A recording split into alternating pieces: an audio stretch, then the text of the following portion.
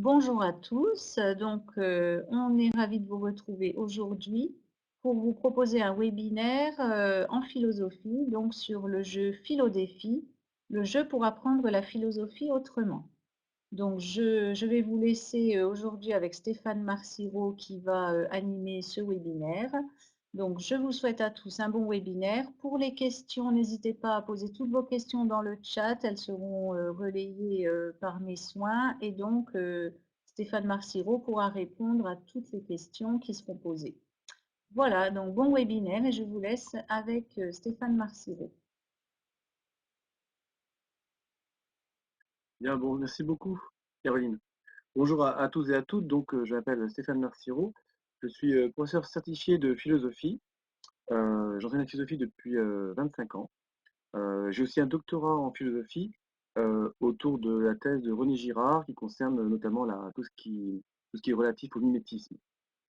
Alors, j'enseigne depuis 25 ans et j'ai créé depuis quelques années un jeu de cartes pour apprendre la philosophie autrement, dont je vais vous présenter aujourd'hui les grandes lignes et l'utilisation que je peux en faire en classe.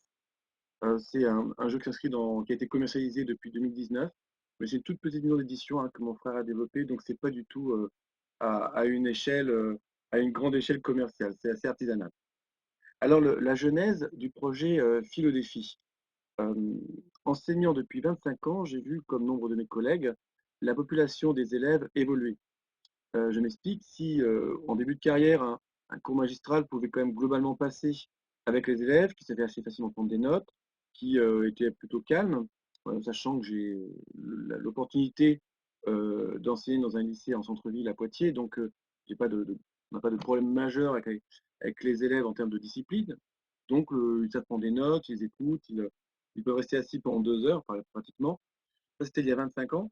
Et progressivement, nos élèves évoluent. Il y a la place des écrans aussi. Il y a un ensemble de facteurs qui interviennent et qui font qu'on ne peut pas enseigner aujourd'hui comme on aurait pu le faire peut-être il y a 25 ans. Et c'est certainement aussi bien de procéder autrement aujourd'hui.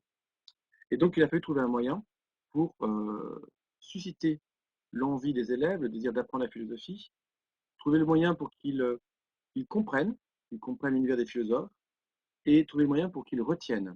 Donc, l'envie, la compréhension et la rétention, la mémorisation. Pour nous aider, nous avons, dans le cadre de l'éducation nationale, des formations sur les neurosciences, sur les intelligences multiples, etc., sur les mémoires auditives, visuelles, kinesthésiques. Et tout cela va converger donc, dans mon parcours professionnel pour à un moment donné me permettre de concevoir le support que je vais vous présenter. Mais il y a eu un élément déclencheur. Et c'est amusant que je puisse le faire en lien avec cette présentation de René Descartes, puisque justement, c'était en lien avec une élève qui, lors d'un de mes cours, il y a une bonne dizaine d'années, dessinait lors de mon cours sur René Descartes. J'étais en train de parler des animaux-machines. On va voir tout à l'heure que Descartes considère les animaux comme des machines ou constitués de ressorts, de tuyaux, minuscules à l'œil humain, mais selon Descartes, il postule que ça fonctionne comme un mécanisme. Et Louise, pardon, Louise avait dessiné un cheval. Descartes soulevant la peau délicatement du cheval et montrant ainsi les mécanismes. Et ça a été vraiment remarquable. Je me suis dit, si on pouvait trouver le moyen d'illustrer les grandes notions des philosophes de cette manière-là, les élèves comprendraient tout de suite, et on pourrait trouver après des moyens ludiques d'associer tout cela. Et ça a cheminé. Au fil des ans, des ans, pardon, j'ai essayé de trouver des moyens, de faire des croquis.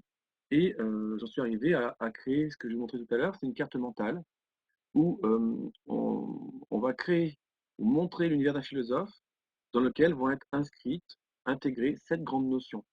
Cette grande notion cartésienne en l'occurrence, puisqu'aujourd'hui, nous allons parler de René Descartes. Alors le jeu a été, initialement, j'ai créé par rapport à mes élèves de terminale, je pensais à eux évidemment, et je suivais en parallèle la formation SEV. Donc c'est sous l'égide de Frédéric Lenoir. SEV, ça veut dire savoir-être et vivre ensemble. C'est une formation en vue d'animer des ateliers de philosophie pour les enfants. L'intuition de Frédéric Lenoir, c'est que euh, il est crucial d'apprendre aux plus jeunes à s'écouter, à argumenter dès le plus jeune âge. Et cela peut se faire par le biais d'ateliers philo qui vont permettre d'aborder des questions assez importantes sur ce qui est juste, injuste, sur la question de la religion, sur la question du respect, sur la question du rapport à la nature, etc. Donc j'ai suivi cette formation et j'ai intégré progressivement un certain nombre d'éléments par rapport à la pédagogie, par rapport à la psychologie des enfants, donc un certain nombre d'éléments dans l'élaboration des cartes. Alors vous allez voir, pour la carte de René Descartes, justement, il y a une allusion à l'étape de La Fontaine, ce qui est un lien avec les cycles 2 et 3 notamment. Donc un jeu qui a été conçu pour tous les publics. Alors, comment allons-nous procéder? Donc je vais vous faire découvrir l'univers de l'auteur. Je vais vous expliquer ces grandes notions qui vont apparaître au cours de l'explication. Donc d'une certaine manière, je vais vous raconter une histoire. Je vais ainsi faire appel à votre mémoire auditive, puisque je vais vous parler. Je vais vous montrer sur l'écran les éléments de la carte mentale, donc je vais faire appel à votre mémoire visuelle aussi. Ça ne remplace pas effectivement le fait de jouer avec des vraies cartes en le jeu physique, parce que le jeu physique ajoute une dimension qui est importante, qui est la relation kinesthésique avec les cartes, le fait d'avoir les autres autour de soi, de discuter, d'être en interrelation. Mais le fait de passer quand même par le média numérique aujourd'hui, par l'écran, va quand même vous permettre d'avoir une idée assez précise de ce que l'on peut faire en classe, éventuellement dans le cadre d'un atelier philo ou en classe tout simplement. Alors les outils que j'utilise sont les suivants. Je remets en général à mes élèves, que ce soit un atelier philo pour les enfants ou un atelier pour les collégiens ou les lycéens, je remets une carte qui s'appelle la carte personnalisable. Alors pour des cartes, la voici. Donc vous voyez, c'est la carte mentale que l'on va avoir en couleur tout à l'heure, mais qui est en noir et blanc. Ça va permettre aux élèves de se l'approprier, de colorier, d'écrire sur la carte un certain nombre d'éléments que je vais leur présenter à l'oral. Et je rappelle toujours, quel que soit le niveau, que ce soit des enfants du cycle 2 ou 3, du collège ou du lycée, ils adorent colorier et ils adorent aussi prendre des notes sur cette carte. On a après toute une série de portraits à Andy Warhol, donc c'est très amusant. euh, et on peut toujours l'exploiter par la suite.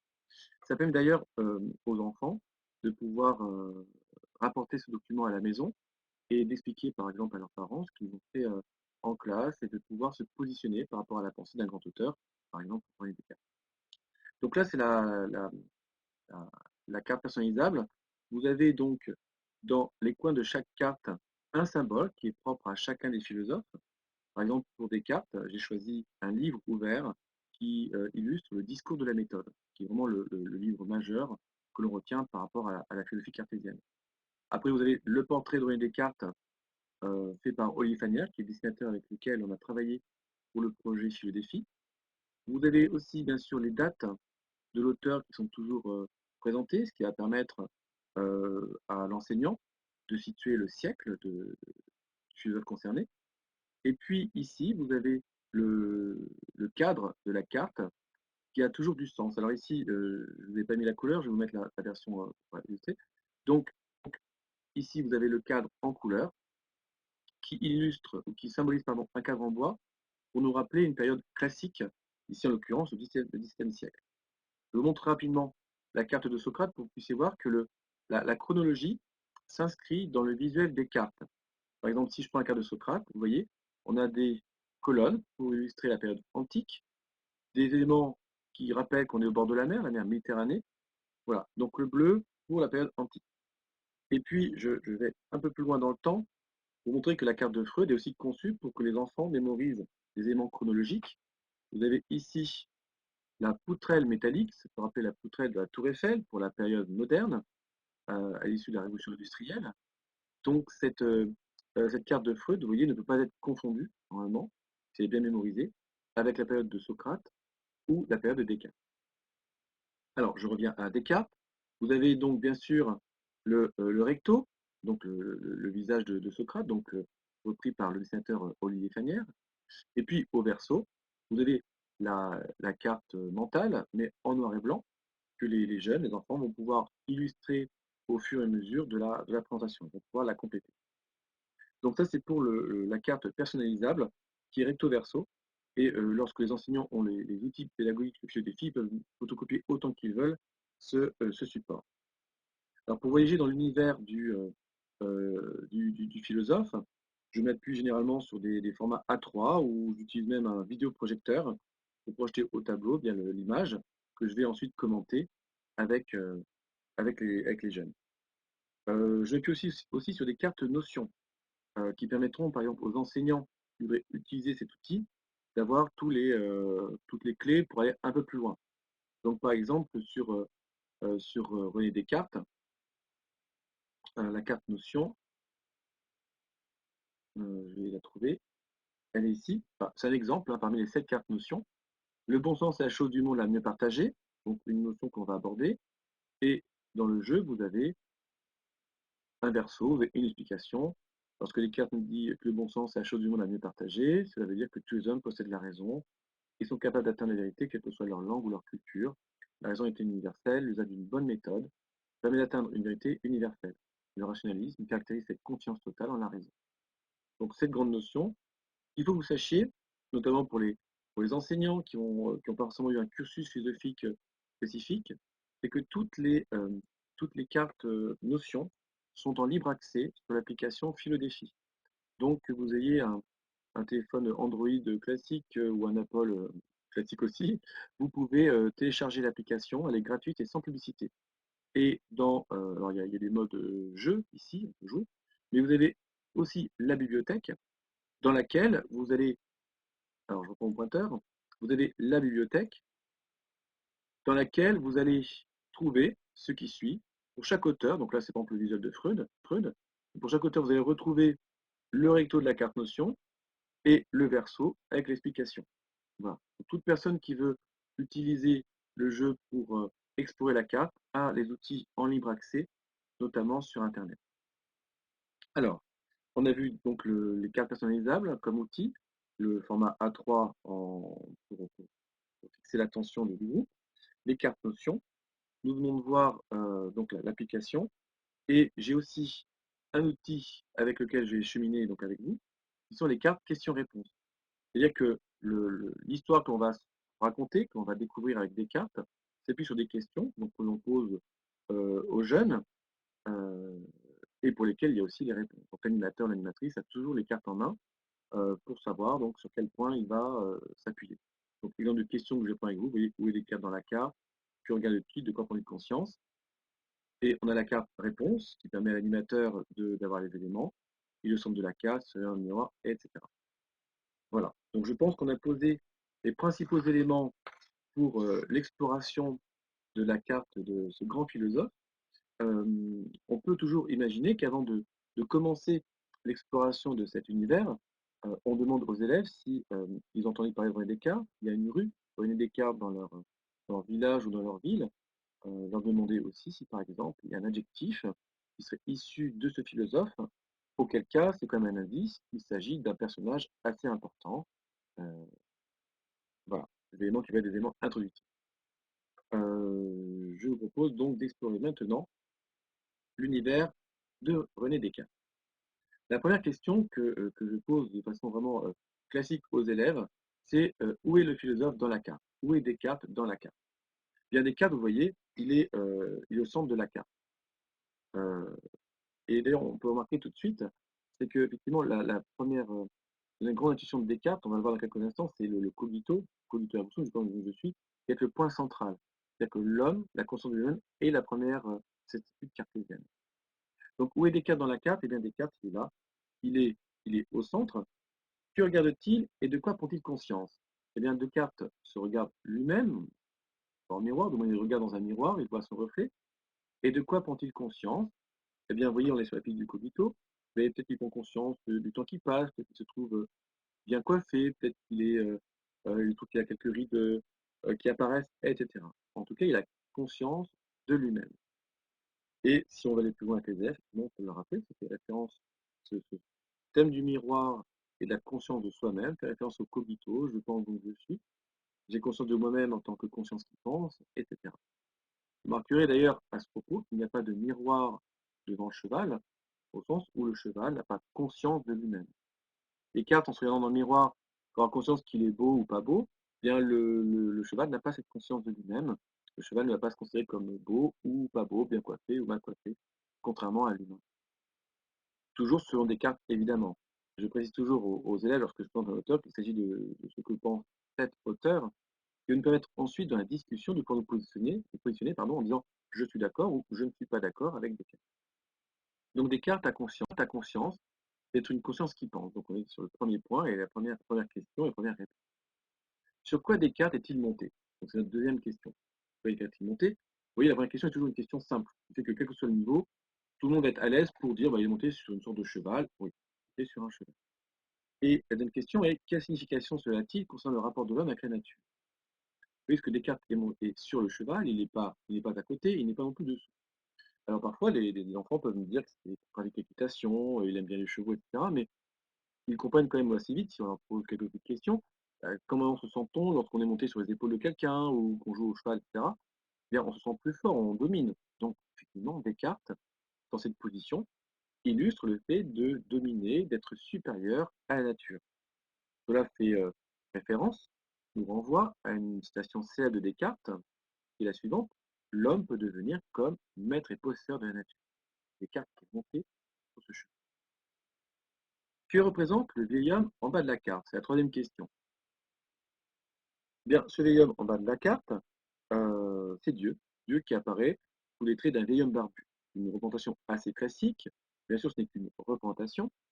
Mais la deuxième question qu'on va se poser, c'est que fait Dieu? Quel est son rôle? À quoi sert-il dans cette conception cartésienne? Bien, vous voyez, le rôle attribué par Dieu, c'est de soutenir le monde. On voit bien le geste qui est fait par Dieu, c'est de soutenir le monde. Et ça veut dire que sur des cartes, si Dieu ne soutenait pas le monde, eh bien, la carte perdrait son équilibre, le monde perdrait son équilibre, et donc les lois de la nature, par exemple, ne seraient pas stables. Rien ne pourrait nous assurer que le monde demeure intègre et que ce qui a été prouvé hier soit encore valable demain. Donc ça, c'était pour la troisième question. Quels sont les quatre éléments dans ce cas qui possèdent un mécanisme? Si vous cherchez un peu, vous allez voir ici, on a une chouette qui possède un mécanisme. Alors bien sûr, c'est une chouette qui est dans l'arbre pour faire une référence à la philosophie, puisque on verra tout à l'heure que c'est l'arbre de la philosophie. Donc la chouette possède un mécanisme, le cheval lui-même est mécanique, l'arbre, donc le végétal, est mécanique, et vous marquez aussi que le pied de Descartes est mécanique. Ça veut dire que le vivant va être considéré comme une machine. C'est d'ailleurs la question qui suit. Que peut-on en déduire de la conception du vivant selon Descartes? Descartes considère que le vivant fonctionne comme une mécanique, comme un mécanisme. Il a d'ailleurs au XVIIe siècle l'exemple sous les yeux d'automates qui sont fabriqués par des artisans chevronnés et très doués, qui peuvent se déplacer, parfois semble-t-il chanter une chanson, etc. Donc on remonte un mécanisme, et puis il y a tout un mouvement qui s'enchaîne. Descartes se dit qu'il va postuler que tout ce qui est vivant fonctionne de la même manière, comme un mécanisme. Quelle est la différence entre l'automate fabriqué par l'artisan et l'organisme vivant? La différence, postule Descartes, c'est que les rouages fabriqués par l'artisan sont visibles à l'œil nu, puisqu'ils sont à l'échelle de nos yeux, de nos mains, alors que les rouages des machines vivantes, comme l'arbre, les machines à faire des fruits, ou le cheval, ou la chouette, bien, les rouages sont tellement petits qu'on ne les voit pas à l'œil nu, puisqu'ils ont été créés par Dieu, par la nature. Donc c'est une autre échelle, ce serait l'échelle, on peut dire, microscopique. Donc voilà le thème, vous voyez, de l'animal machine que l'on trouve sous la plume de Descartes. Ensuite, on va avoir une approche un peu mathématique. Quels sont les trois axes qui figurent sur le dessin? Donc on a trois axes, X, Y, Z. Et à quoi servent-ils et comment les nomme-t-on? Bien, là, peut-être que les élèves de cycle 2 et 3 ne sauront pas trop quelle est la réponse, mais on parle ici d'un repère cartésien, un repère orthonormé, ce qui fait référence à Descartes. Il s'agit bien d'un repère cartésien. Euh, à quoi servent-ils? Eh bien, ils vont servir à situer un objet dans l'espace. Voilà. Donc, c'est important de pouvoir faire comprendre aux enfants qu'on a ici un penseur qui est à la fois un mathématicien et un philosophe. Il faut être les deux à la fois. Remarquez ici qu'on a une sorte de ligne verticale qui sépare la carte en deux. C'est-à-dire qu'ici, on a le regard sur le monde qui se fait par le biais de la science. On considère que tout est mécanique, tout est prévisible par la science. Ici, c'est la vision classique, on peut dire un peu extérieure. Mais là, c'est la vision, on va dire, scientifique. Tout va être expliqué par la loi physico-chimique. Mais il y a une chose qui échappe à la prévision mécanique, c'est, vous voyez, ce qui est dans le miroir. Donc, ce fameux cogito, on peut le mettre en lien avec la notion d'âme ou d'esprit. Descartes estime que l'homme est un corps mécanique, mais qui est aussi un esprit. Et que cet esprit, justement, fait que l'on peut parler de dualisme. L'homme est un corps et un esprit, c'est une substance pensante, l'esprit, et une substance étendue, le corps, et elles sont différentes l'une de l'autre. Elles sont même radicalement différentes. Ce qui fait que l'homme est libre. Nous sommes les seuls êtres libres parce que nous avons une conscience qui échappe au pur mécanisme, qui fait que nous pouvons poser des choix qui soient vraiment libres, qui soient vraiment personnels. Alors que l'animal, lui, n'est qu'un pur mécanisme, donc il n'a aucune capacité à poser des choix libres. Euh, à l'intérieur des trois axes, que voit-on derrière les oiseaux et la pomme? Autour de cette approche scientifique, vous voyez, vous avez des sortes de tirets, d'accord, qui vont indiquer une trajectoire. Question suivante, quel est le lien avec les mathématiques? Ben, les mathématiques vont nous permettre de calculer les trajectoires. Les mathématiques vont nous permettre de situer les éléments dans le repère cartésien et de comprendre les forces qui s'exercent sur eux. Donc on est bien dans des lois physiques, comme par exemple ici, cette fameuse pomme qui tombe et pour laquelle on va avoir une question dans quelques instants. Descartes a donc étudié la physique et on pourrait demander aux jeunes, par exemple, à qui était lancé l'atelier, s'il y a un physicien célèbre du XVIIe siècle qui pourrait être inspiré par la chute de la pomme. Donc c'est là où on peut faire référence à Newton et aussi peut-être au fameux Gottlieb qui a illustré cela dans des bandes dessinées, mais à cette fameuse pomme qui tombe et qui aurait donné à Newton l'intuition de la gravitation universelle, qui permet de mettre Descartes en lien avec d'autres scientifiques de son temps. Question suivante, quelle fable de La Fontaine est suggérée sur cette carte? Regarde ici, quelle fable de La Fontaine est suggérée sur cette carte? Alors, les enfants trouvent assez facilement, il s'agit du lièvre et la tortue, et on peut en profiter pour leur demander s'ils se souviennent de la morale. Rien ne sert de courir, il faut partir à point. Donc, quelle en est la morale? Donc, celle-ci, rien ne sert de courir, il faut partir à point. Et quelles qualités du vainqueur sont importantes pour Descartes?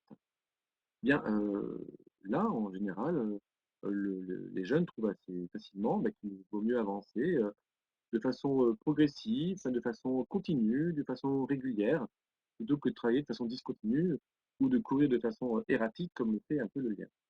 Donc la rigueur, la persévérance, la constance semblent illustrer les spécificités de la tortue et c'est des qualités que Descartes euh, va reconnaître comme nécessaires pour bien conduire notamment la science pour établir la vérité.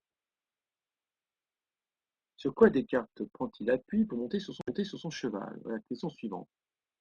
On est toujours dans cette partie de la carte. Sur quoi prend-il appui pour monter sur le cheval? Eh bien, on voit bien qu'il y a un escabeau pour monter sur le cheval. Combien de marches? Il y a une, deux, trois, quatre. Quatre marches. Et en quoi est-ce une image de la méthode cartésienne? Alors, en général, les enfants se disent, bah, tiens, s'il y a quatre marches, c'est qu'il faut monter étape par étape sur l'escabeau pour monter sur le cheval. Et donc, pour dominer la nature, il va falloir avancer par étapes. Il y a une certaine notion de progression. C'est ainsi que l'on a en évidence la notion de méthode. Car en effet, pour Descartes, il faut une méthode. On parle bien du discours de la méthode, d'ailleurs, à propos de cet ouvrage qui est célèbre pour Descartes. Donc, il faut avancer de façon méthodique. La méthode s'inspire notamment des mathématiques. Elle consiste en quatre étapes, l'évidence, l'analyse, l'ordre et le dénombrement. Descartes dit d'ailleurs qu'avant même d'appliquer la méthode, il faut se fixer comme principe de ne jamais déroger à la méthode, de faire preuve de constance et de persévérance. On retrouve donc le rôle de la tortue, constance et persévérance. Si je veux que ma méthode porte des fruits, il faut que je l'applique de A à Z. Ça, c'est la constance et la persévérance. Ensuite, le premier principe, c'est l'évidence. Je n'accepte que ce qui est clair et distinct. Dès qu'une chose est l'objet d'un doute, j'ai la moindre hésitation, je n'accepte pas le résultat. J'ai évoqué le mot doute. Le mot doute est très important chez Descartes, dans le sens qu'ici, on a l'épée du doute qui va permettre à Descartes de chasser, de, de balayer ce qui pourrait être euh, un peu fumeux, un peu douteux, tout ce qui lui inspire méfiance, eh bien, il va l'écarter. Il faut retenir que ce qui est clair et distinct, c'est le principe de l'évidence. On ne retient que ce qui saute aux yeux littéralement. L'évidence, c'est ce qui saute aux yeux. Donc, l'évidence, le premier principe. Ensuite, on a l'analyse, c'est quand j'ai un problème difficile à résoudre, je vais le couper en petits morceaux, je vais le diviser, je vais le décomposer. Donc, l'analyse. Une fois que j'ai les éléments décomposés, je vais procéder par ordre. Je vais résoudre les éléments les plus simples avant d'aborder les questions les plus compliquées. Donc, le principe d'ordre. Et puis, comme j'ai décomposé un problème de départ en sous-problèmes, je suppose que si j'arrive à résoudre en premier ce qui me semble les plus simples, ça me servira pour ceux qui sont les plus compliqués par la suite. Donc je suppose qu'il y a une sorte de cohérence dans le problème que j'ai décomposé entre toutes les parties qui vont apparaître. Et puis le dernier principe, c'est le dénombrement. C'est que je vérifie que je n'ai rien oublié. Donc je recompte, je fais l'inventaire. Donc voilà quelques éléments pour expliquer et mettre en évidence le principe de la méthode cartésienne. Concernant les quatre personnages, ils sont au-dessus de Descartes. Donc on se situe dans la partie haute de la carte. Qui sont-ils et d'où viennent-ils? Donc là, on a en général l'expression des élèves qui me disent bah oui, ils viennent des quatre coins du monde, des quatre continents principaux, en tout cas pour l'époque de Descartes. Euh, Pourquoi pas? En tout cas, on a essayé d'illustrer avec le dessinateur Olivier Fanière différentes époques et différentes cultures, différents lieux géographiques. Donc par exemple l'époque romaine, là on est plus le monde euh, islamique par exemple. Là on aurait plus le monde oriental avec le bouddhisme. Là le monde euh, européen, méditerranéen, peut-être la Grèce, la Turquie. En tout cas, montrer des personnes qui sont d'horizons différents, qui parlent des langues différentes. On a voulu illustrer le fait qu'il y avait des hommes et des femmes, au moins il y a une femme que l'on verrait de dos, parce que symbolisée par la personne avec une natte et le vêtement de couleur rose, même si en réalité, c'est des vêtements qui peuvent être portés par des hommes dans la culture asiatique, semble-t-il, au Xe siècle. Alors, nous avons ici donc quatre personnages qui parlent des langues différentes, hommes et femmes, euh, qui semblent se donner la main, qui semblent former une ronde. Car en effet, la question c'est euh, que forment-ils et quels sont donnés à ce positionnement? Donc ils forment une ronde, et quel sens pourrait-on donner à ce positionnement? Ben, ce positionnement symbolise, en général les enfants le trouvent très vite, la fraternité, c'est vrai, puisqu'ils se donnent la main, mais aussi il symbolise l'égalité, puisqu'il n'y en a pas un ou une qui serait au-dessus des autres, il n'y en a pas un ou une qui serait au centre, qui aurait un certain pouvoir supérieur aux autres. Donc cette notion d'égalité et de fraternité qui est symbolisée par cette partie du dessin. Et que voit-on d'ailleurs au-dessus de cette ronde? Alors d'ailleurs, ça, vous voyez, sur la carte noir et blanc, on ne voit pas le soleil, ça ne ressort pas dans la copie noir et blanc. Donc en général, les jeunes le rajoutent. Et ce soleil, qu'est-ce qu'il peut symboliser? Eh bien, c'est un soleil, et qu'est-ce qu'il fait? Il illumine tous les hommes. Qu'est-ce qui est éclairé? Donc tous les hommes. Quelle capacité partagée par tous les hommes est ainsi symbolisée? Eh bien, ce qui est symbolisé avec cette partie du dessin, c'est le bon sens, la raison. Il y a une même vérité qui nous éclaire tous, et nous avons tous une même capacité à accéder à cette lumière, à la recevoir et à la comprendre. Donc le bon sens, vous voyez, est la chose du monde la mieux partagée, nous Descartes. Que l'on soit homme ou femme, que l'on parle le grec, le latin, le perse, nous sommes tous capables d'accéder à la vérité. Le bon sens est la chose du monde la mieux partagée. Et dernière question, pour naviguer dans l'univers de René Descartes, en quoi les éléments de la question 11, donc le bon sens est la chose du monde la mieux partagée, en quoi les éléments de la question 11 expliquent-ils que Descartes ait écrit le discours de la méthode en français plutôt qu'en latin? Le latin étant la langue des érudits, on comprend aisément si on dit que le bon sens est la chose du monde la mieux partagée, qu'en écrivant son discours en langue française, en langue vulgaire, vulgus sur le peuple, il met ses écrits à la portée de tous, à la portée de toutes, et notamment de celles et ceux qui n'ont pas fait des études et qui ne sont pas dans le monde universitaire où l'on manie le grec et le latin avec aisance. Donc il est bien en accord avec son idée sur laquelle le bon sens, la chose du monde à partager, quelle que soit l'origine sociale, que ce soit homme ou femme, quelle que soit la langue que l'on parle. Un élément que je pourrais préciser peut-être, oui, j'ai oublié, voilà, enfin, je reprends les grandes citations qui nous permettent de parcourir le philosophe René Descartes. Vous avez cette citation quand même, avec laquelle on vient de terminer. Le bon sens est la chose du monde la mieux partagée, donc c'est cette notion. On a vu ensemble tout à l'heure le fameux cogito ergo sum, je pense donc je suis. Nous avons évoqué de façon assez précise l'escabeau qui correspond à la méthode cartésienne. Nous avons évoqué aussi les animaux-machines. Et quand on dit animaux-machines, vous voyez, ça concerne le végétal, l'animal, mais aussi le corps humain. Tout à l'heure, nous avons évoqué donc la question de Dieu, qui est nécessaire pour que le monde soit stable, ça correspond à une citation de Descartes, qui est la suivante. Un athée ne peut pas être géomètre. C'est que si on ne postule pas l'existence de Dieu, si Dieu disparaît ici, qu'est-ce qui nous assure que le monde est stable? Donc il faut postuler l'existence de Dieu pour que le monde soit stable, estime Descartes. Ensuite, Descartes nous dit que l'homme peut devenir comme maître et possesseur de la nature, il est monté sur le cheval, il va dominer la nature. Mais je préciserai ici, par rapport à cette citation qui est assez connue de Descartes, qui nous dit que l'homme peut devenir comme maître et possesseur de la nature. C'est comme lorsqu'on prend l'expression, si à midi vous dites que vous allez manger comme des rois, ça ne veut pas dire forcément que vous étiez des rois à ce moment-là, mais c'est une figure de style. C'est comme si vous étiez maître et possesseur de la nature, comme si vous aviez été des rois qui mangeaient à midi. Donc, lorsque Descartes dit cela, il semble suggérer qu'il est comme par procuration le maître de la nature, mais qu'il semble suggérer que, au fond, la nature est maîtrisée par Dieu et que l'homme n'a qu'une maîtrise par procuration. Donc, c'est pas une maîtrise absolue, c'est pas une possession absolue. Je dis ça pour nuancer parfois, pour nuancer un petit peu l'accusation que l'on porte à Descartes concernant la, la, la trajectoire du monde moderne, qui va être une trajectoire effectivement de maîtrise, d'exploitation du monde. Certes, Descartes a dit que l'homme pourrait être comme maître de la nature, mais il n'a pas dit qu'il fallait la piller et la ravager. Bon, il implique quand même cette notion d'un rapport de force enfin, en faveur de l'homme, évidemment. Et dernier point, j'ai un peu suggéré tout à l'heure, c'est qu'il considère que la philosophie est comme un arbre. C'est-à-dire que c'est la science la plus complète pour Descartes, c'est l'occupation la plus valable, la plus pertinente. L'arbre étant un symbole d'une certaine complétude. Parce qu'en fait, les racines, c'est les questions de la métaphysique. C'est ce qui va faire que il y a un enracinement. La question de la métaphysique, c'est pour moi la question de Dieu. Ensuite, le tronc, pour Descartes, c'est la question de la physique. Physis, c'est le monde en grec, donc la question de la connaissance de la nature, liée à la connaissance de la physique.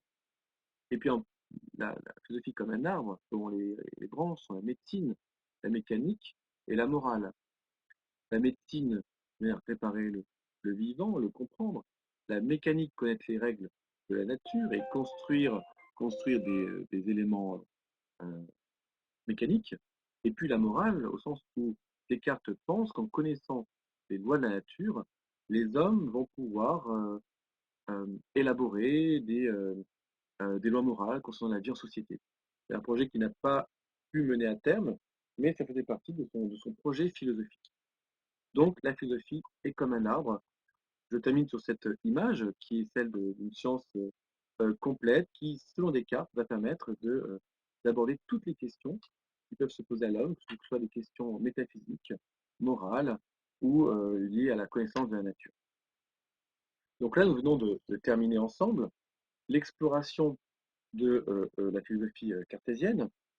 Et cette exploration, vous avez vu, elle s'appuie sur le jeu de questions-réponses.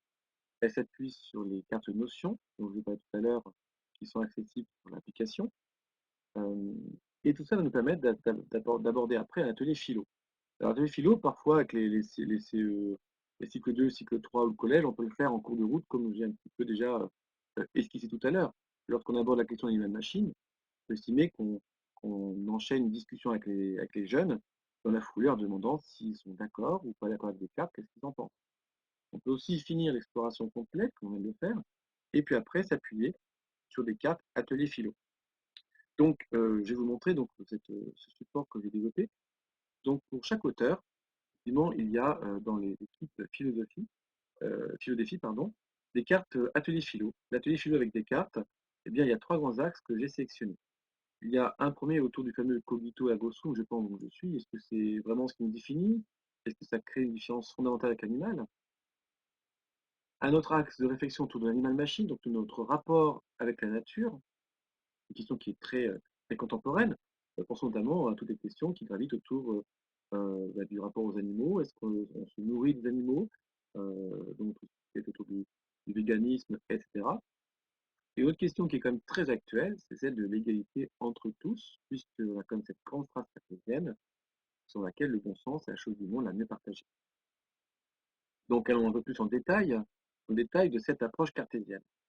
Si nous voulons faire un téléphilo avec Descartes, avec les enfants, nous pouvons par exemple prendre ce dernier point sur tous égaux à partir du bon sens. Pourquoi est-ce que je choisis plus particulièrement cet axe de réflexion avec vous? Parce que la question de la laïcité ou d'atelier en lien avec la question de la laïcité est importante.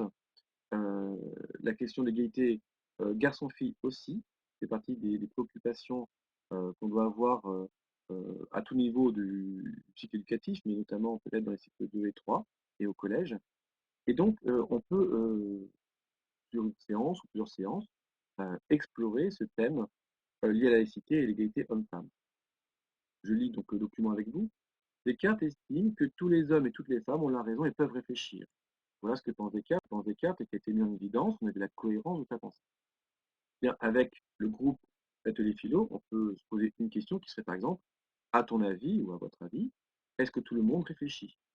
Ça veut dire réfléchir. Quand on dit tout le monde, ça concerne qui? Mais donc on a des pistes de réflexion, de discussion avec le groupe de l'atelier philo. Pourquoi ne sommes-nous pas toujours d'accord avec les autres? Autre piste de réflexion. Où résident les désaccords? Parce que Descartes nous dit que c'est une question de méthode. Si on a la bonne méthode, on devrait tous arriver à la même vérité. On a vu qu'un même soleil éclairait tous les humains. Et je précise donc que pour Descartes, il y a une bonne méthode et si on l'applique bien, on doit tous arriver au même résultat. C'est comme quand on fait un calcul, si tout le monde connaît bien ces règles de calcul, des règles de multiplication ou autres, on va tous arriver au même résultat, logiquement. Donc pourquoi est-ce qu'on n'arriverait pas au même résultat pour la question du juste et de l'injuste, pour les questions de problèmes politiques, par exemple, ou économiques? Donc pourquoi ne sommes-nous pas toujours d'accord avec les autres? Est-ce que c'est une question de méthode? Est-ce que c'est une question de point de vue? Est-ce que c'est culturel? Est-ce que la vérité est subjective ou pas? Donc vous voyez, on retrouve la question de la vérité qui est une question fondamentale. Et une autre question qui est quand même, qui n'est pas tout à fait négligeable, est-ce que ce serait bien si tout le monde était toujours d'accord? Euh, voilà, qu'est-ce que l'accord? Qu'est-ce que l'unanimité? Est-ce qu'une vie politique réussit lorsque tout le monde est toujours d'accord? Donc là aussi, on a des pistes de développement autour de l'acceptation du point de vue d'autrui, qui peut être différent du nôtre, et autour effectivement de l'écoute des points de vue des autres et de leurs arguments. Voilà pour les quelques pistes que je voulais vous soumettre par rapport à une exploitation en lien avec la laïcité, notamment de cette carte de René Descartes. Donc avec Descartes, on a bien compris qu'il y avait un dépassement de tout ce qui était lié au sexisme ou au racisme, et vous remarquez qu'on est quand même avec un philosophe du XVIIe siècle, ce qui donne une remarquable modernité à ce penseur français qui est à la fois philosophe et mathématicien. Je vous remercie pour votre attention et maintenant, on va essayer des questions. Je suis à votre disposition pour y répondre. Alors, je ne sais pas si Flavien, vous avez des tarots Oui, de alors merci encore pour ce superbe exposé, Stéphane. Alors effectivement, qui suscite des questions, surtout lorsqu'on le met en regard avec la carte socratique. Alors j'avais une première question, c'est sur l'articulation entre les diverses thématiques que tu abordes. Par exemple, on a Dieu qui soutient le monde, puisqu'il est nécessaire d'avoir une évidence fondamentale quant à la réalité et la stabilité des choses et des rapports qu'elles entretiennent, ce qui ensuite permet effectivement d'asseoir toute réflexion, tout raisonnement mathématique ou moral, mais articule-tu, par exemple, cette question de l'existence de Dieu et de la, comment dire, et du bouquet de preuves que Descartes y apporte en passant par le doute méthodique, à la méthode cartésienne comme telle. Enfin, je ne sais pas si tu vois ce que je veux dire, mais parce qu'à un moment, j'avais l'impression que, tu vois, tu parlais de Dieu, tu y es revenu, mais c'est vrai que cette question, bon, tout en restant dans un cadre évidemment non théologique, laïque, etc., mais qui est quand même de l'ordre d'une réflexion très, très, très profonde, est un des points d'articulation et puis un enclencheur intellectuel quand même de la méthode cartésienne, et notamment le meilleur exemple peut-être de l'usage du doute méthodique sur une question d'ordre pour son époque qui était majeure. Après, j'aurais une autre question, mais peut-être déjà je te laisse avec celle-ci. Et alors, effectivement, c'est une très bonne question qui nous met sur la piste de l'application de la méthode cartésienne, justement, cette question de Dieu. Alors, il y a plusieurs preuves de l'existence de Dieu chez Descartes, mais une qui est assez connue et facile à exposer à des jeunes, c'est la preuve par idée de perfection. Donc, je vais vous exposer dans un instant. Descartes nous dit je possède en moi l'idée de perfection, l'idée d'infini, par exemple, l'idée d'éternité. Or, en tant qu'être humain, je suis un être mortel, fini dans l'espace et le temps.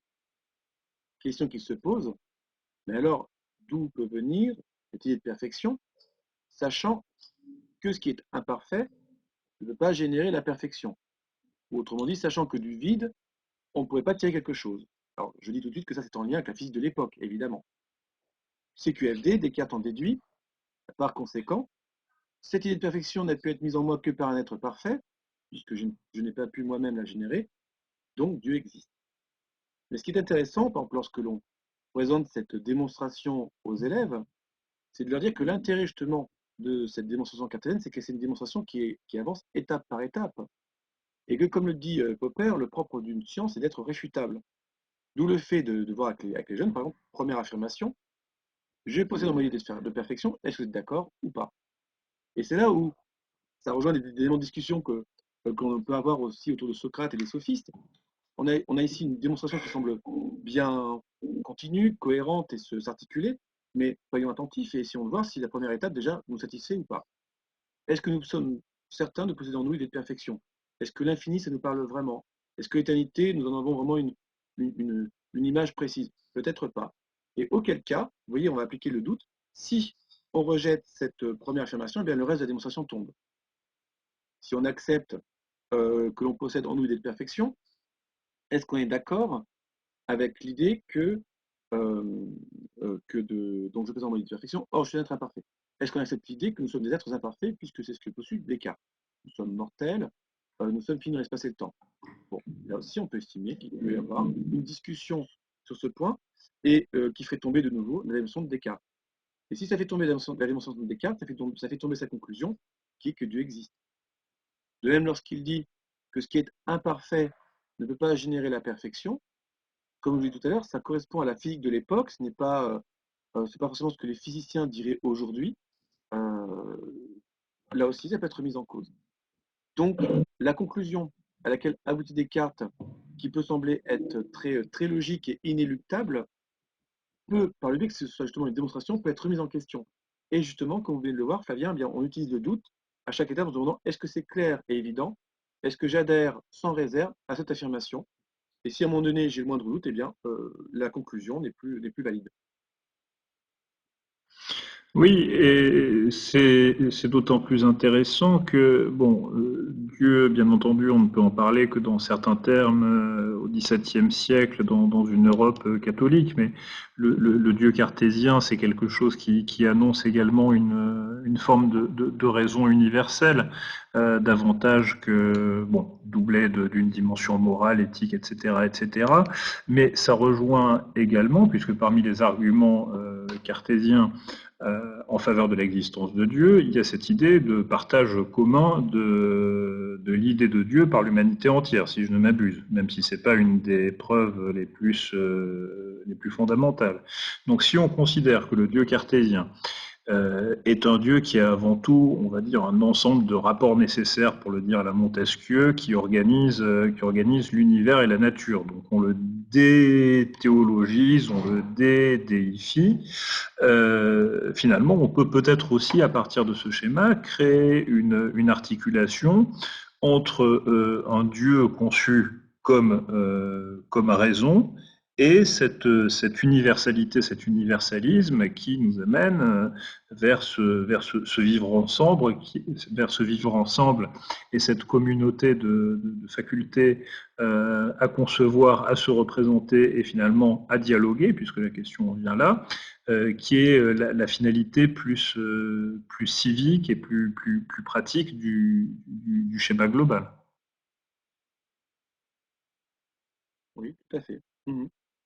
Oui, et alors ça me permet de rebondir sur ce que dit Savien et de montrer un point sur lequel j'ai peut-être pas assez insisté durant la présentation, c'est que justement ce qui a que Descartes a pas été toujours, enfin, loin de là, en dehors de sainteté par rapport à l'Église catholique de son époque, hein. Il a dû plutôt voyager pour avoir la paix et échapper à certaines formes de persécution, donc il était notamment dans les Pays-Bas. Mais Descartes, la première certitude cartésienne, c'est bien je pense donc je suis. Ce qui est au centre de la carte, comme vous l'avez évoqué, c'est la raison de l'homme, c'est l'homme lui-même.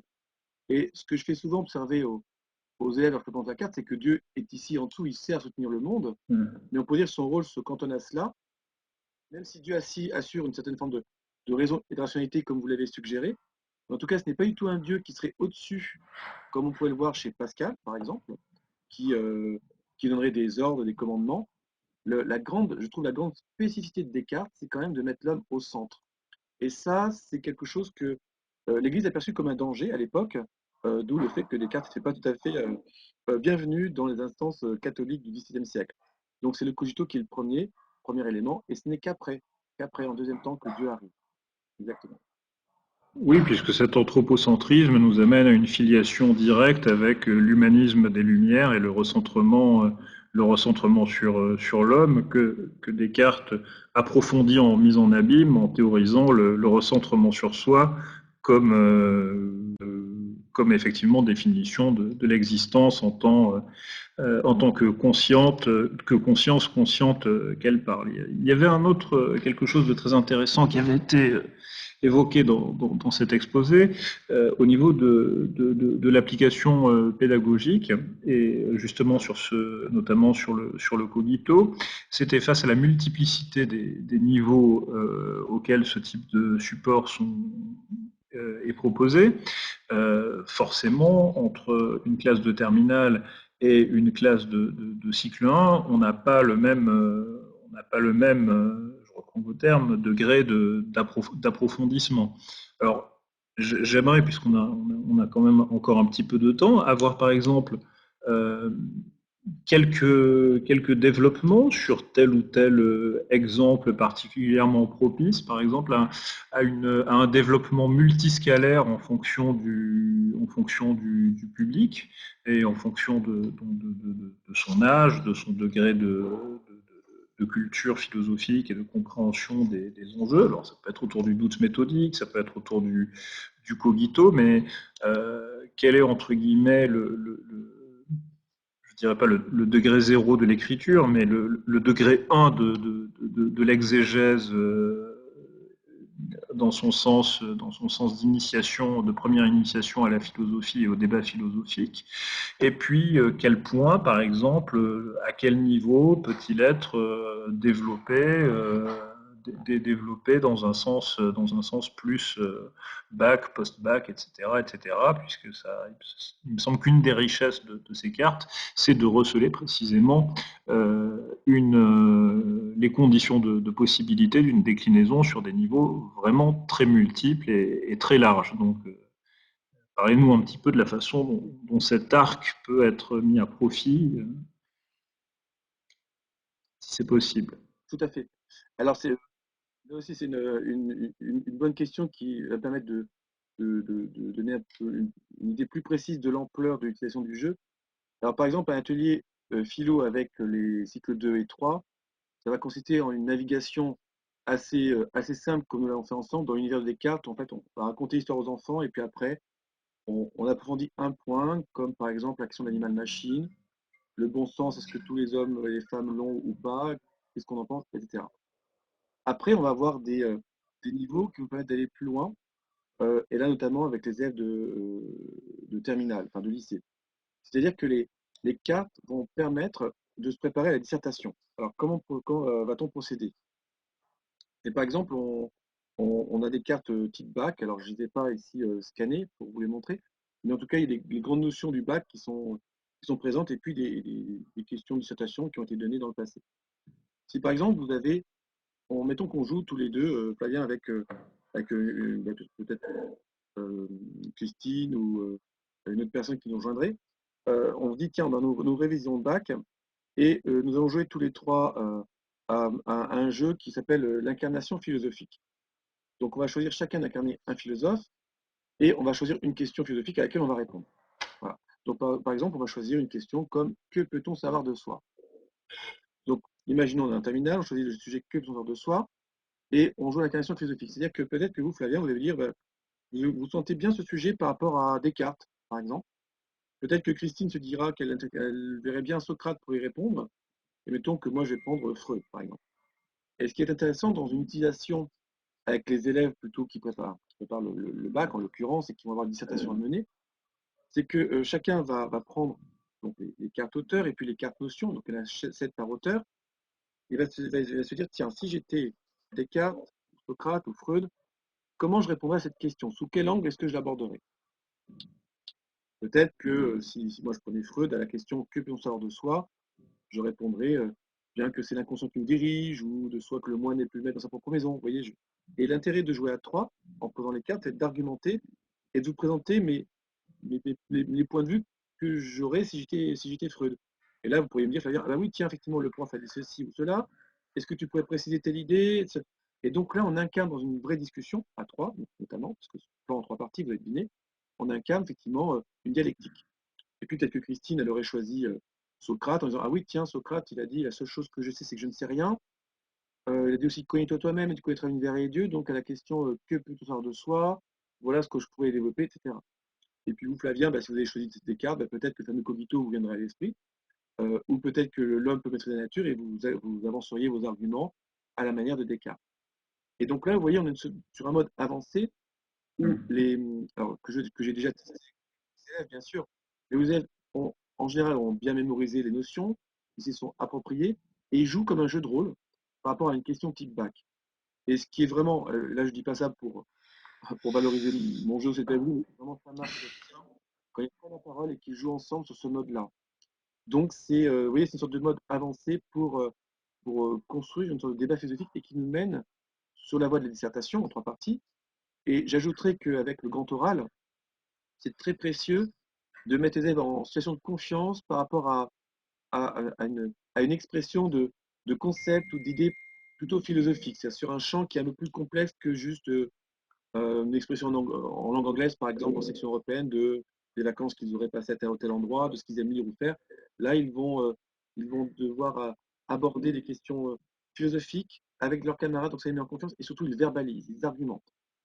Donc voilà quelques éléments par rapport, vous voyez, au spectre d'utilisation entre les plus jeunes auxquels on raconte une histoire, en leur montrant l'univers d'un philosophe qu'ils vont comprendre s'approprier, et puis les plus grands, à l'autre bout de l'utilisation du jeu, où lorsqu'ils ont compris, ils peuvent incarner un philosophe, répondre à une question philosophique, et être dans une interaction réelle par rapport à un sujet de type bac.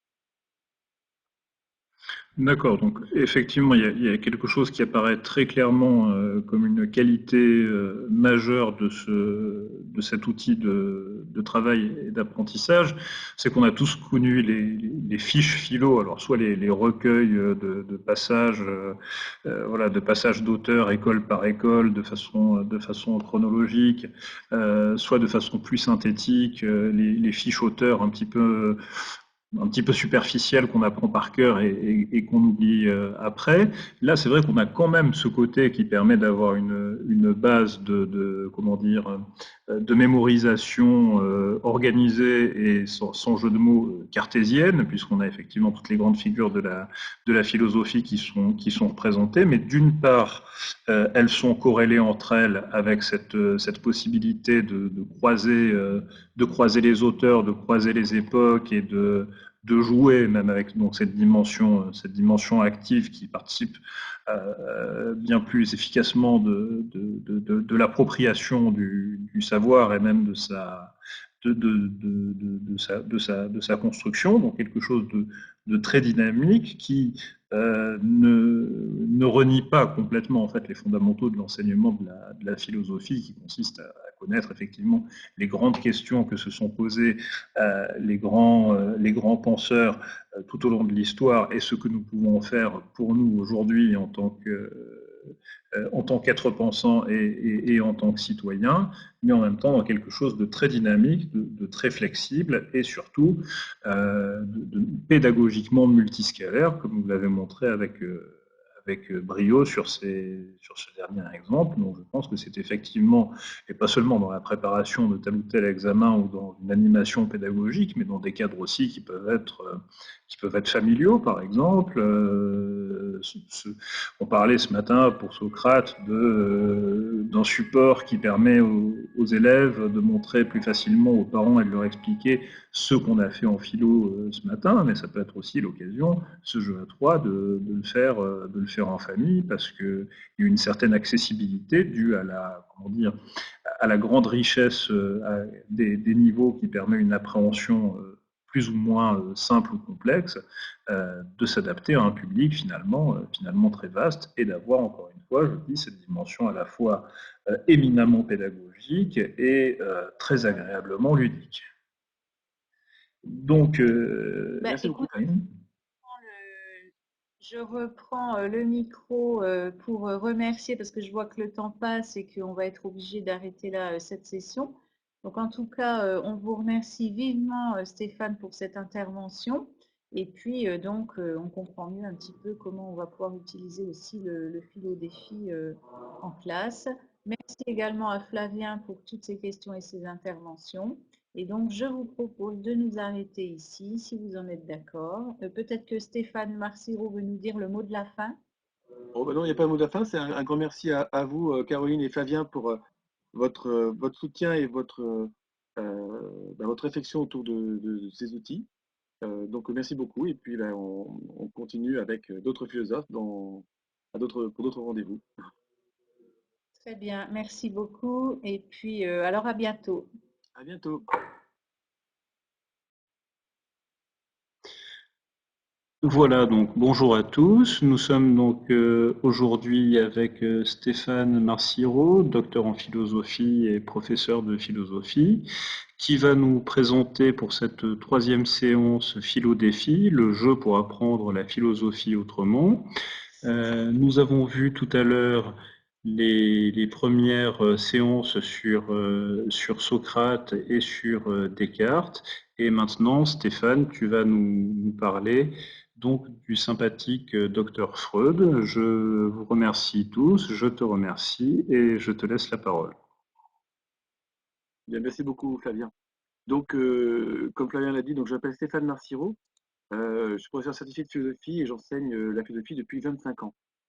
Et le jeu que je vais vous présenter est le fruit de ces années d'enseignement, de questionnement sur la manière d'intéresser au mieux les élèves à la matière que j'enseigne, à savoir la philosophie, avec en fait un triple objectif: donner envie aux élèves de faire de la philosophie, sachant qu'en terminale, c'est la première et dernière année que pour la plupart ils vont en faire, donc l'envie soit présente pour les 9 mois qui concernent l'enseignement de la philosophie, qu'il y ait cette possibilité de bien comprendre, de bien retenir le sens de la cohérence des philosophes, et puis aussi de mémoriser, puisque le fait de retenir l'information n'est pas secondaire en vue notamment de l'examen du baccalauréat. Donc le jeu que je vais vous présenter se base sur le coffret de jeu Philodéfi qui est disponible dans le commerce. C'est une toute petite maison d'édition qui est créée par mon frère juste pour ce jeu, qui le propose. Et depuis mars 2019, qui est la date d'arrivée de la première version Philodéfi, nous avons vendu à ce jour à peu près 3500 exemplaires. Donc il y a un public au rendez-vous et de plus en plus d'enseignants, de professeurs d'école, de lycée utilisent le jeu. Donc ce n'est pas seulement les familles qui l'utilisent, mais aussi de plus en plus les enseignants. Donc le but de la séance d'aujourd'hui, ça va être de vous présenter cet outil et de vous montrer comment vous pouvez l'intégrer, que vous soyez professeur des écoles, que vous soyez professeur au collège ou au lycée. À tous les niveaux, on va pouvoir explorer cet outil. Donc la genèse du projet Philo Défi. Comme je vous le disais, j'enseigne la philosophie depuis 25 ans et comme beaucoup de mes collègues, j'ai vu la population des élèves évoluer. Et en même temps que les élèves évoluent, eh bien, nos pratiques pédagogiques évoluent. Si le cours magistral pouvait être envisagé il y a une bonne vingtaine d'années, où les élèves restaient tranquillement assis pendant 2 heures, ils prenaient des notes, ils savaient à peu près prendre des notes, ils se distrayaient globalement assez peu et arrivaient à se concentrer en classe. Aujourd'hui, il faut trouver des moyens pour stimuler leur attention, pour aussi les faire travailler en groupe, parce qu'ils sont peut-être plus en demande d'interaction que par le passé, peut-être le fruit d'une plus grande présence devant les écrans et peut-être moins de socialisation de façon générale. Donc, du moment où on peut arriver à les faire jouer ensemble, à leur faire découvrir autrement la philosophie par petits groupes, par exemple, ils sont très demandeurs et ça fonctionne assez merveilleusement bien. Donc des limites du cours magistral, une adaptation à la population des élèves. Et puis depuis une dizaine d'années maintenant, nous avons des éléments sur les différentes formes de mémoire, auditive, visuelle, kinesthésique, dans des éléments sur ce qu'on appelle les intelligences multiples avec Howard Gardner. En tout cas, de nombreux travaux pédagogiques qui nous permettent d'envisager des outils et une variation dans les éléments qu'on va utiliser pour transmettre des connaissances. Parce qu'il s'agit bien, puisque là on parle de philosophie, de transmettre des connaissances, mais dans une cohérence globale et avec du sens. Je fais souvent allusion à une élève qui s'appelle Louise et qui a été un élément déclencheur dans mon intuition autour du jeu et de la carte. Parce que Louise dessinait en cours de philo et le jour où c'était le cours sur relier les cartes, elle avait dessiné, au moment où j'abordais la question animal-machine, des cartes qui soulevaient délicatement la peau du cheval et peau sous laquelle on voyait les mécanismes, ressorts, tuyaux qui correspondent à animal-machine selon les cartes. Et je me suis dit à ce moment-là que c'était formidable et que si on pouvait trouver un moyen d'illustrer les grandes notions philosophiques, bien les élèves les retiendraient beaucoup mieux. Il y aurait certainement moyen par la suite de faire cela de façon ludique, mais déjà l'idée d'une carte mentale.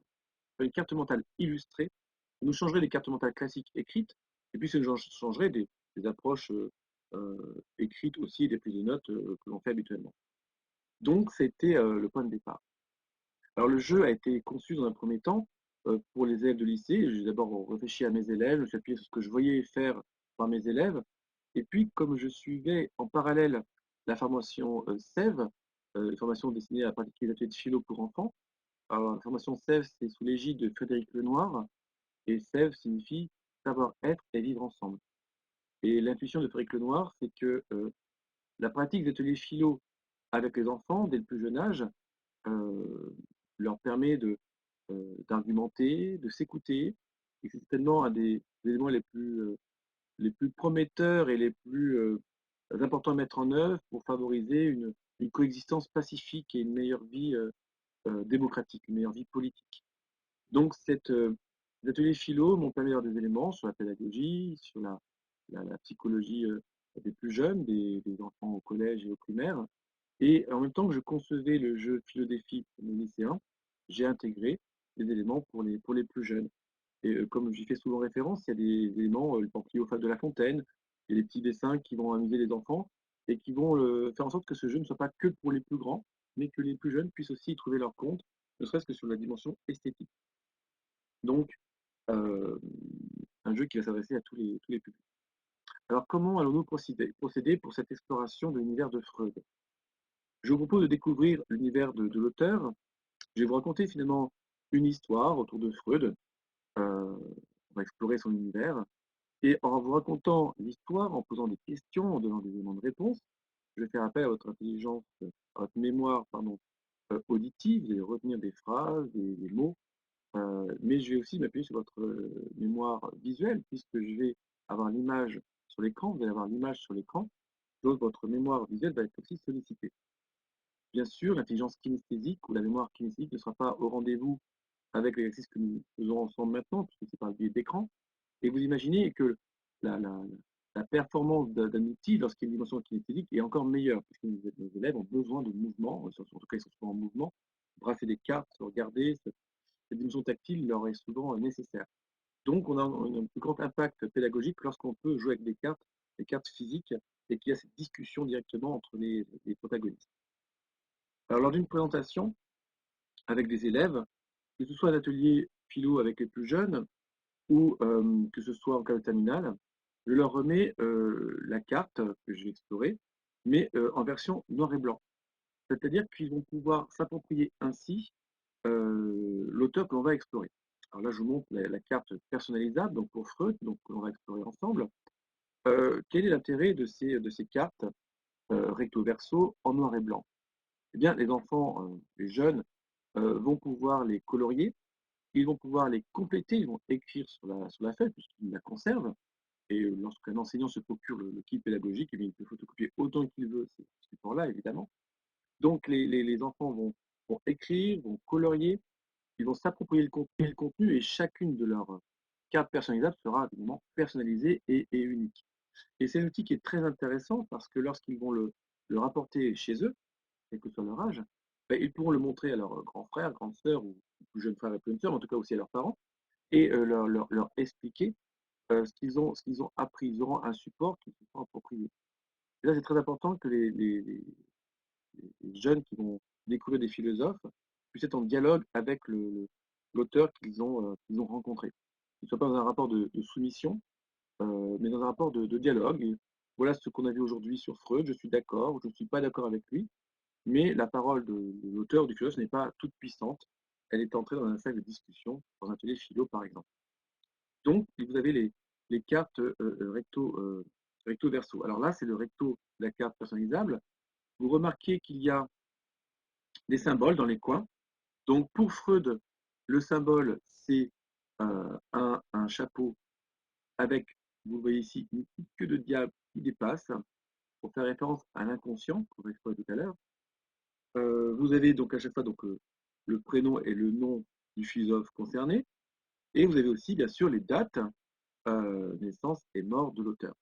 Ce qui permettra, par exemple, de situer l'auteur par rapport à la chronologie ou par rapport au siècle, lorsqu'on utilise cela avec les cycles 2, les cycles 3, par exemple.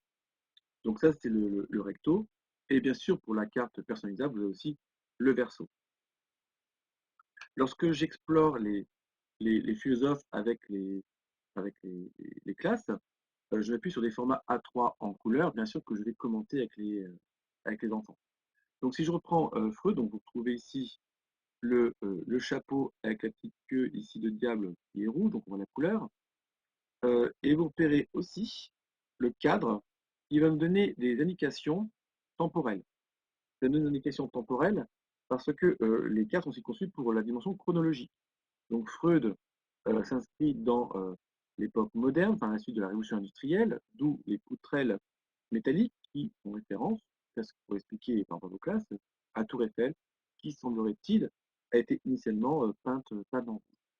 Donc les philosophes comme Nietzsche, Marx, Freud, encore Bergson, auront un cadre qui ressemble à celui-ci.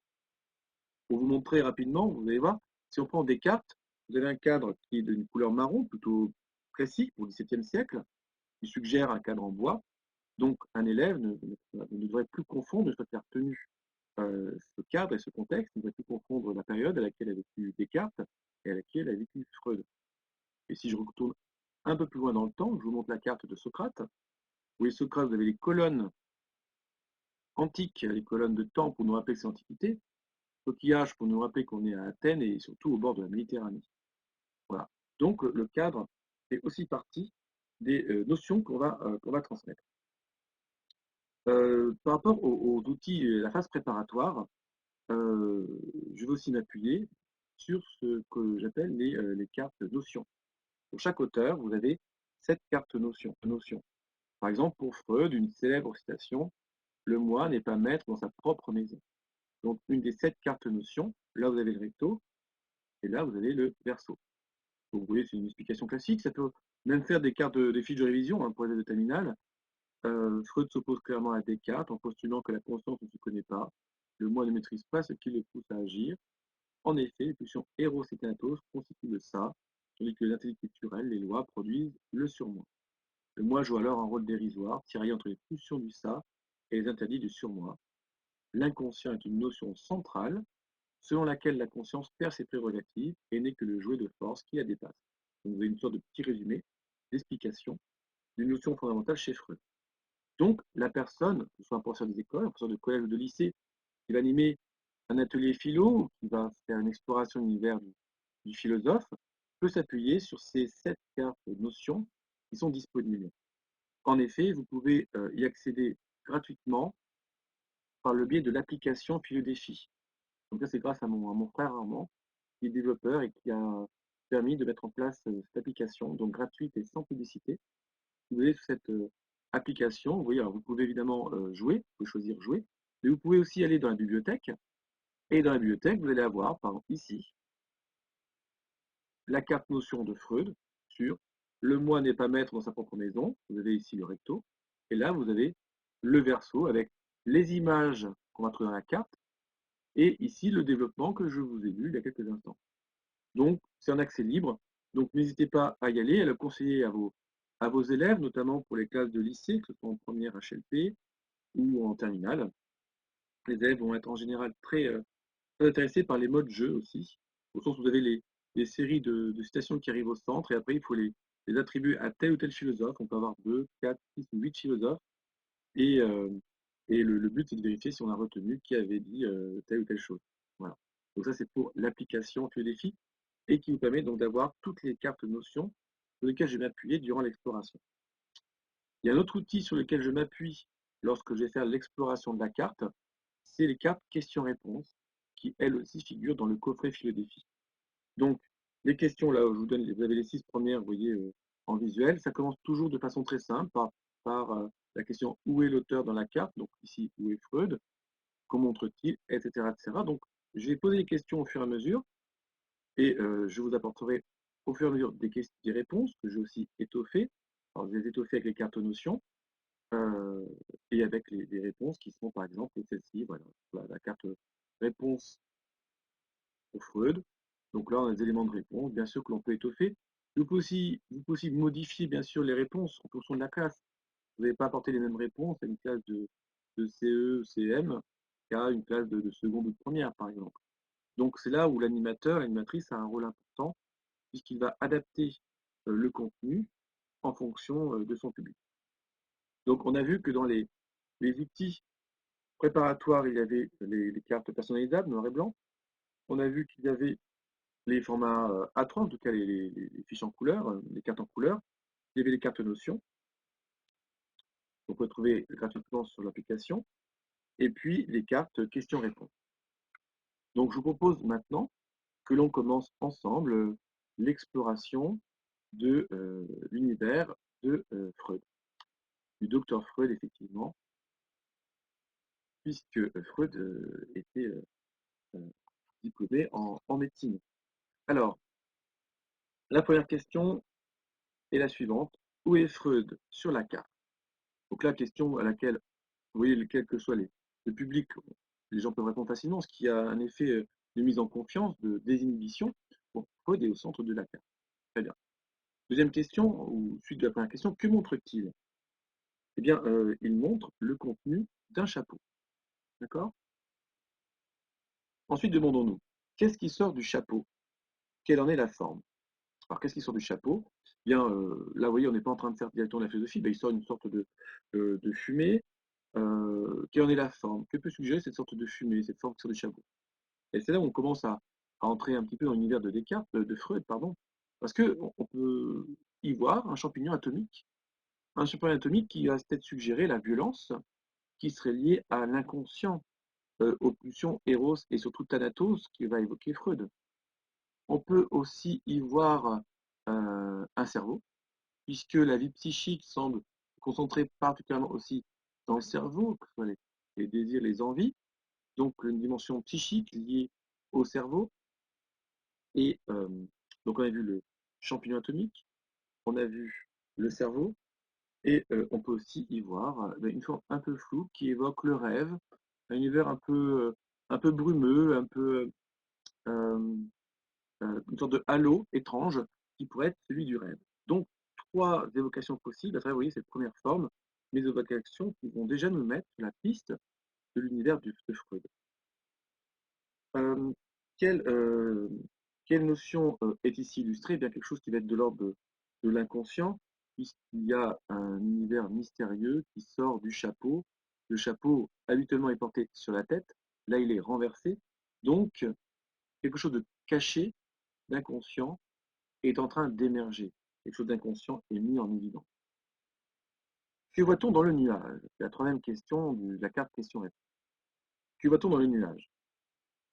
Dans le nuage, on voit un diable ici et une sorte de diablesse. Bon. Quels éléments caractérisent chacun des personnages? Eh bien, il y en a un qui porte une fourche, vous voyez, il est en train de transpercer un crâne, et l'autre qui a une fourche qui transperce un cœur, et puis la diablesse donc, a des formes assez généreuses pour évoquer peut-être quelque chose autour d'une attraction sexuelle. Quelle pulsion chacun représente-t-il? Bien, là, vous voyez, vous avez une tête de mort avec euh, ce diable. Donc, on a la pulsion Thanatos signifiant la mort en grec, terme que l'on trouve par exemple comme racine dans le mot euthanasie, donc la bonne mort, littéralement. Donc, ici, on aurait la version Thanatos, la pulsion de mort, donc la pulsion de violence, la pulsion de défense. Et ici, la pulsion Eros, qui donne Eros en grec, qui donne érotique, donc l'amour, c'est plus l'amour charnel, qui pourrait correspondre davantage, si vous voulez, à l'instinct de reproduction, l'instinct sexuel. Donc on a ici ces deux pulsions représentées par ces deux personnages.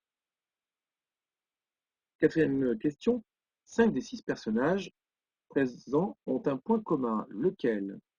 Eh bien, ce personnage, Freud, celui-ci, celui-ci, celui-ci et encore celui-là, ça fait bien 5, ont leur chapeau sur la tête. Il y a un sixième personnage, donc celui qui est allongé ici, on devine que c'est le patient dont s'occupe Freud, bien celui-ci n'a plus le chapeau sur sa tête. Et quelle est la signification concernant la nature humaine?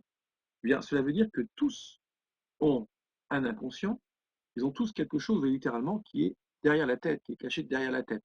Dans le sens que, ou sous le chapeau, où Freud nous a comprendre qu'il y a des éléments qui nous échappent et que nous ne nous connaissons pas parfaitement. Il faut ôter le chapeau, faire émerger ce qui est à l'intérieur pour enfin que les hommes puissent se connaître. On a dit qu'il y avait ce sixième personnage qui n'avait pas de chapeau, celui qui est allongé. Dans quelle position et où se trouve-t-il? Eh bien, on voit qu'il est en position allongée et il a l'air euh, de dire ce qui lui vient à l'esprit, puisqu'on voit qu'il est en train de se toucher la tête, comme s'il évoquait ce qui lui passait par la tête. Et on peut suggérer qu'il est en train de raconter ses rêves au docteur Freud. Il est allongé sur un divan, comme le pratiquait Freud. Remarquons ici, par rapport à la pratique de Freud, puisqu'ici, on est en train d'évoquer la pratique de la psychanalyse, que Freud, effectivement, demandait à ses patients de s'allonger pour être dans une position confortable, peut-être dans une sorte de demi-sommeil, pour que les choses puissent venir plus facilement, qu'il y ait moins d'inhibition, en tout cas moins de tension, ne serait-ce que musculaire.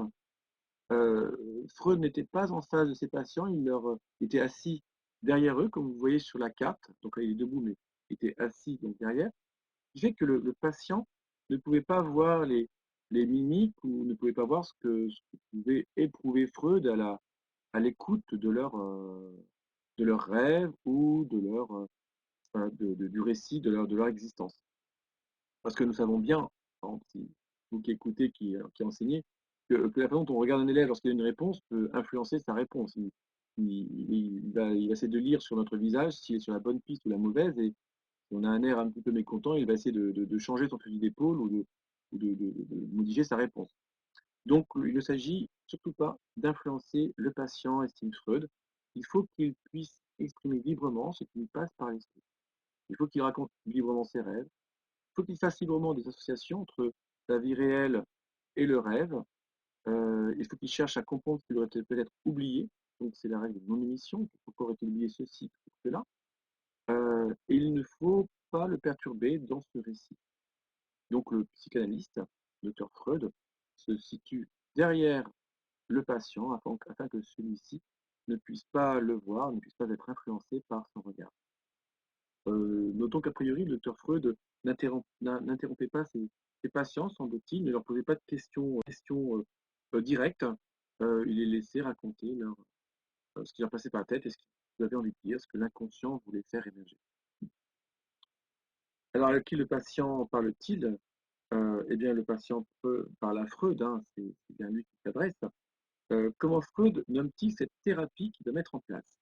Eh bien, la thérapie qu'il va mettre en place Freud, qui a consisté à révéler l'inconscient, à le mettre en évidence, cette thérapie s'appelle la psychanalyse, que Freud va finalement mettre en place progressivement et qui va vraiment trouver son plein déploiement, ou du moins officiellement, à partir de 1905. Je poursuis sur les questions avec vous. Quel objet, avec un détail inhabituel, le patient tient-il dans sa main? Eh bien, quel objet tient-il dans sa main? Vous voyez, il tient un ours en peluche. avec le détail inhabituel qui est quand même la présence de cette croix. On l'a mis en blanc pour qu'elle apparaisse bien comme détail, mais voilà, un ourson qui est associé finalement à une croix, donc à la religion. Et à quoi cet ourson peut-il bien servir, a-t-il bien pu servir? Eh bien, l'idée ici, c'est que selon Freud, la religion sert à se rassurer. Alors, de même que l'ours en peluche sert à rassurer l'enfant par rapport à la séparation, par rapport à l'angoisse de la nuit, eh bien, la religion, selon Freud, va servir à se rassurer contre l'angoisse de la mort, va servir à se rassurer pour qu'il y ait une justice dans l'au-delà, si vous êtes particulièrement déçu par l'ici-bas, sur ce qui s'y passe, sur l'injustice qui y règne, eh bien, la religion propose un rétablissement de la justice avec le jugement divin dans l'au-delà. Donc, la religion est ici associée, vous voyez, à, à une sorte de doudou qui rassure. Mais eh bien, Freud estime que la religion n'a pas de nécessité définitive. C'est une sorte d'usage peut-être temporaire et qu'il va falloir justement se libérer de cette illusion. C'est la raison pour laquelle, euh, sur ce dessin, vous voyez, l'ours en peluche est jeté dans la poubelle, au sens où la religion doit faire l'objet d'une analyse lucide et le patient doit s'en débarrasser, l'humanité, doit se débarrasser de cette illusion selon Freud. Donc, vous voyez ici le statut de la religion dans l'approche freudienne. Et que s'apprête à faire le patient de l'objet qui tient. Mais on vient de voir qu'il allait s'en débarrasser, ce qui nous montre bien le rapport donc, de Freud par rapport à la religion. Si on va plus en bas de la carte, sur cette partie-là, que représentent, à votre avis, les trois personnages en bas de l'image, qui se trouvent au centre? Alors, vous avez une famille qui est ici, d'accord? Ah, pardon, trois personnages, donc ceux-là. On a une famille, en tout cas avec le père, la mère et l'enfant. Que fait l'enfant par rapport aux deux personnes qui l'entourent? Vous remarquez que l'enfant ici a une attitude un peu particulière. Il attire à lui la maman et il repousse, on pourrait dire, le papa. L'enfant est habillé en bleu. On a pris ce code assez classique pour reprendre le fait que les petits garçons, en tout cas, étaient habillés en bleu il y a encore quelques temps, les petites filles en rose, bon. Et donc, pour dire qu'ici, on a une représentation du complexe d'Oedipe. Et que dans l'approche freudienne, vous savez qu'entre 3 et 5 ans, l'enfant va éprouver Eros pour le parent de sexe opposé. Donc, si c'est un petit garçon, il éprouve Eros pour sa maman et Thanatos pour son papa. Donc, vous voyez, une verticalité des pulsions ici. Ça veut dire que tout être humain est attiré entre 3 et 5 ans par le parent du sexe opposé et, d'une certaine manière, cherche à se séparer, à, à rejeter le parent du même sexe.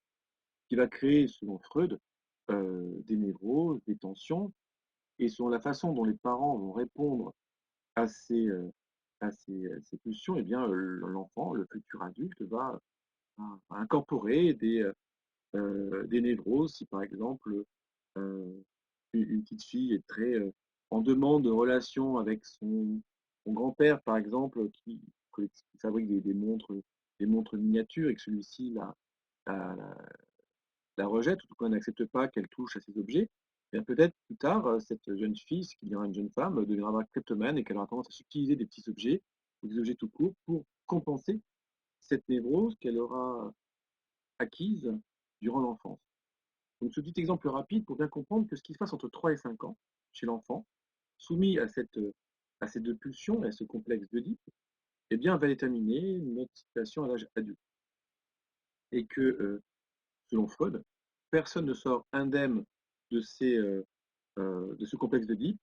Autrement dit, tous les êtres humains sont névrosés, nous avons tous un inconscient qui nous dirige, et de cette manière, nous avons tous besoin, selon l'approche freudienne, d'une bonne psychanalyse pour nous connaître et saisir ce qui nous a marqué et traumatisé durant l'enfance. Donc, vous voyez ici l'approche liée au complexe d'Oedipe. Donc, même le petit enfant, vous avez marqué ici, a forcément les pulsions Eros et Thanatos, quel que soit l'âge, elles sont bien présentes. Si on prend ici l'attitude de ce personnage, que pensez-vous de cette attitude? A-t-il l'air bienveillant ou hostile envers Freud? Et ici, on voit que ce personnage a l'air de montrer le point, ce qui suggère l'hostilité par rapport à la thèse freudienne. Vous avez ici, vous voyez, une hostilité qui est dirigée vers Freud. Qu'est-ce que ça nous rappelle? Bah, ça nous rappelle que lors de la présentation de sa théorie, bien l'approche freudienne n'a pas été accueillie avec forcément de bienveillance parce qu'il va créer quand même un certain nombre euh, de remises en question. Et nous allons mettre en évidence ces remises en question. Freud est en train de nous dire qu'il y a un inconscient qui nous dirige et des pulsions qui sont présentes. Et que ces pulsions nous dirigent à notre insu. En effet, prenons l'image de l'iceberg. Le moi n'est plus le maître de sa propre maison. Il y a quelque chose qui nous dirige, qui est plus profond et plus puissant qu'on ne le soupçonnerait. Il y a une partie qui est émergée, qui s'appelle le moi, qui est la conscience. Et c'est toute une petite partie, vous voyez, qui est dérisoire si on prend l'image de l'iceberg. Au niveau de la surface, il y aurait une petite partie qui pourrait s'appeler le surmoi. Et le surmoi, ça correspond aux interdits, à la culture, à la religion. Ce sont des éléments qui vont être acquis, qui vont être transmis. Donc on peut imaginer que sans éducation, sans fréquenter ses semblables, un être humain n'acquiert pas de surmoi, ce qui est quand même rarissime. Mais en tout cas, le surmoi est relatif, il est culturel, il est acquis. Alors que lorsqu'on descend dans les profondeurs de l'inconscient, on retrouve nos deux pulsions, Eros et Thanatos, qui elles sont universelles.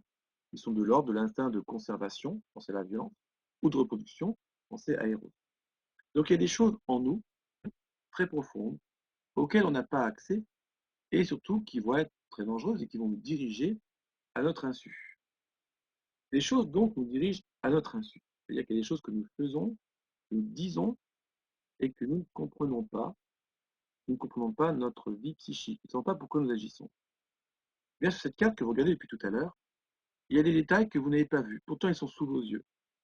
Ça nous permet de comprendre cette notion d'inconscient et que parfois, il va être possible de dévoiler, de voir certains éléments qui nous échappaient jusqu'alors. Comment peut-on avoir accès à l'inconscient? Une première porte qui va s'ouvrir, c'est celle des rêves. Le rêve est la voie royale vers l'inconscient, nous dit Freud.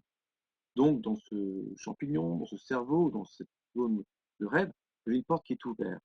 C'est le rêve. Le rêve, voie royale vers l'inconscient, c'est que dans le rêve, notre inconscient, nos pulsions, Eros et Thanatos, s'expriment beaucoup plus librement. Il y a beaucoup moins de censure, puisque c'est le rêve. Notre surmoi est beaucoup moins présent en disant il ne faut pas dire ça ou il ne faut pas le faire.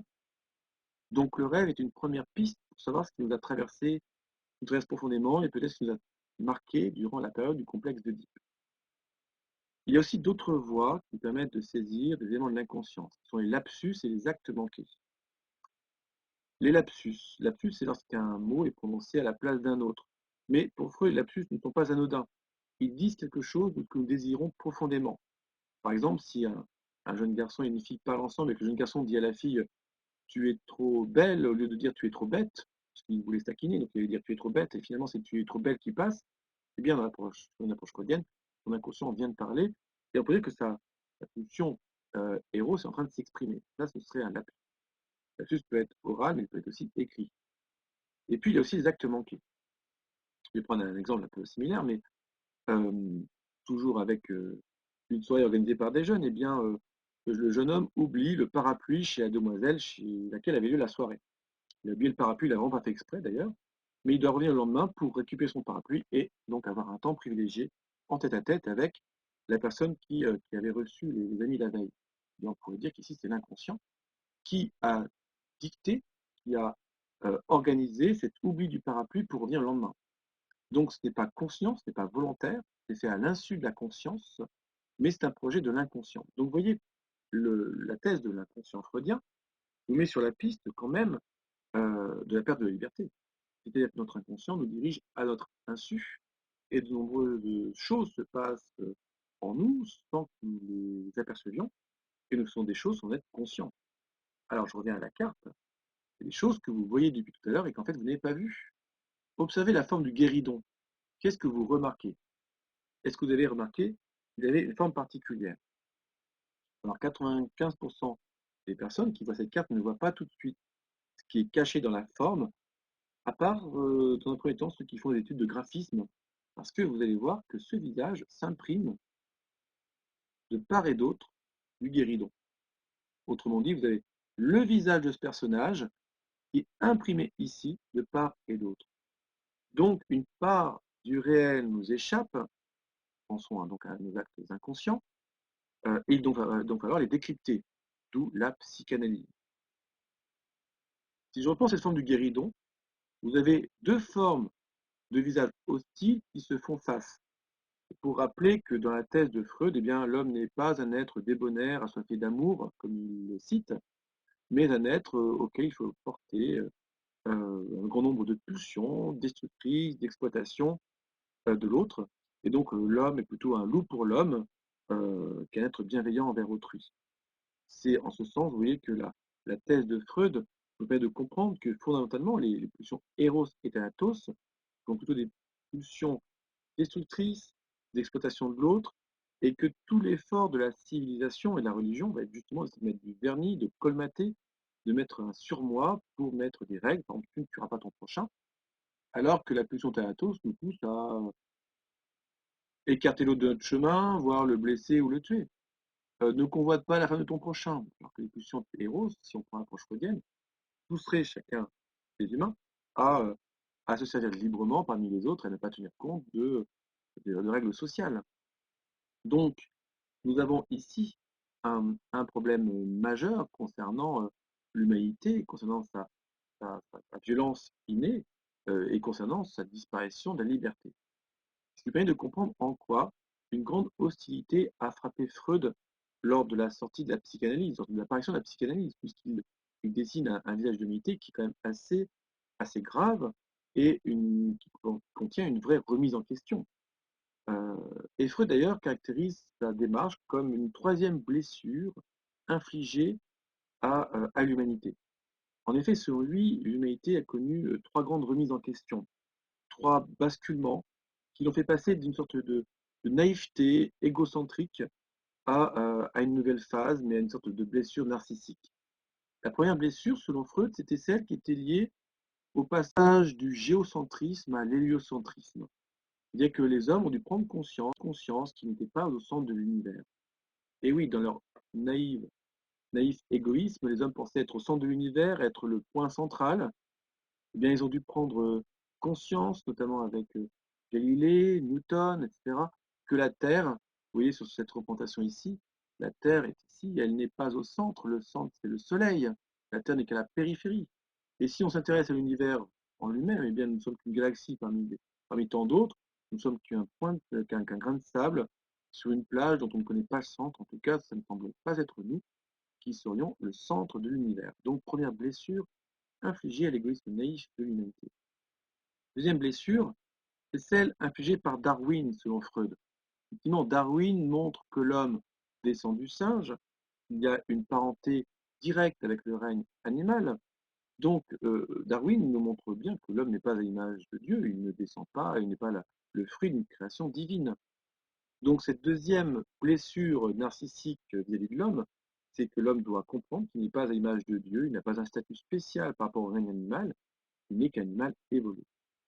Et vous avez compris, la troisième blessure infligée par Freud, c'est que l'homme doit comprendre que le moi n'est plus le maître dans sa propre maison. C'est-à-dire que l'homme n'est pas maître de lui-même, que sa vie psychique lui échappe et qu'il doit porter à son compte un grand nombre de pulsions destructrices.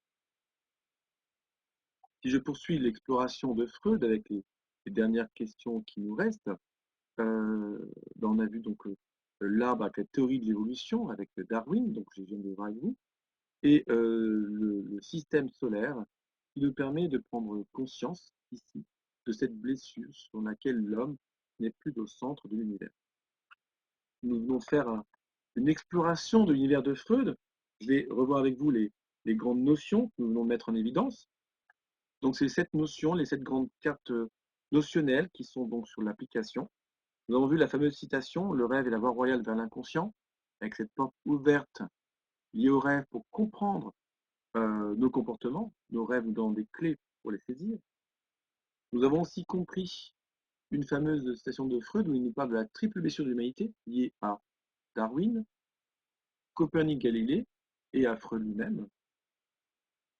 Nous avons vu une autre citation sur laquelle, selon Freud, le moi n'est plus le maître dans sa propre maison, au sens où il y a en nous des pulsions qui nous dirigent à notre insu. On a vu avec le rôle de l'inconscient, donc.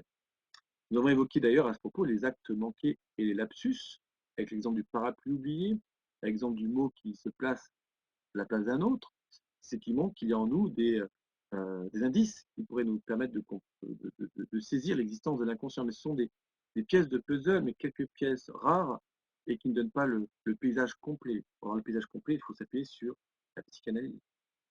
Justement, la psychanalyse, on en a parlé avec cette pratique, consiste à écouter le patient raconter ses rêves, faire de libres associations pour essayer de saisir son paysage inconscient et ce qui aurait pu le marquer, le traverser, lors d'une période qui est très importante pour Freud, qui est la période oedipienne. On va donc parler du complexe d'Oedipe ici, avec le rôle de la relation de l'enfant vis-à-vis de ses deux parents et de l'importance de cette tension soit éros, soit thanatos qui s'exerce dès le plus jeune âge. Et un dernier point, qui était la place de la religion, selon Freud, qui sert à se rassurer, mais qui doit n'avoir qu'un rôle secondaire, en tout cas qui ne doit pas rester définitivement. La fameuse phrase, la citation de Freud que je vous propose à cet endroit-là, c'est l'angoisse humaine en face des dangers de la vie s'appelle à la pensée du règne bienveillant de la providence divine. Donc la providence divine, donc l'existence de Dieu, apaise l'homme, elle le rassure, mais elle le rassure d'une façon qui n'est pas la bonne. Il vaut mieux que l'homme soit lucide sur lui-même, qu'il puisse s'assumer pleinement, dirait Freud, plutôt que de se réfugier derrière des religions, n'importe que des religions transitoires. Donc nous venons de faire ici, vous voyez, l'exploration philosophique de l'univers de Descartes. Cette exploration peut être plus ou moins approfondie selon le public que vous avez, que ce soit un atelier philo avec des CE, des CM, au collège ou au lycée.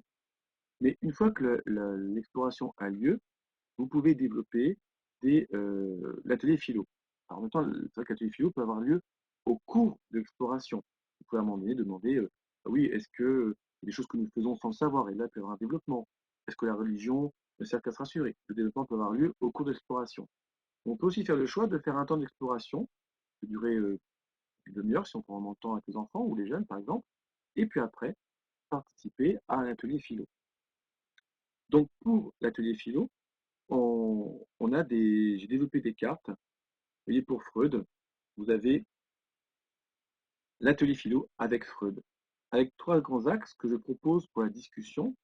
Un axe autour des rêves, du sens des rêves, des choses qui pourraient nous échapper. Un axe autour de la question de la parole, de la guérison par la parole. Est-ce que la parole est une forme de médicament? Est-ce que l'on peut soigner, guérir, maltraiter éventuellement par la parole? Et puis un axe aussi, on verra par rapport à l'action de la laïcité, autour de la religion. La religion est-elle un réconfort ou peut-elle avoir un autre rôle? Donc trois pistes possibles de discussion pour un atelier philo.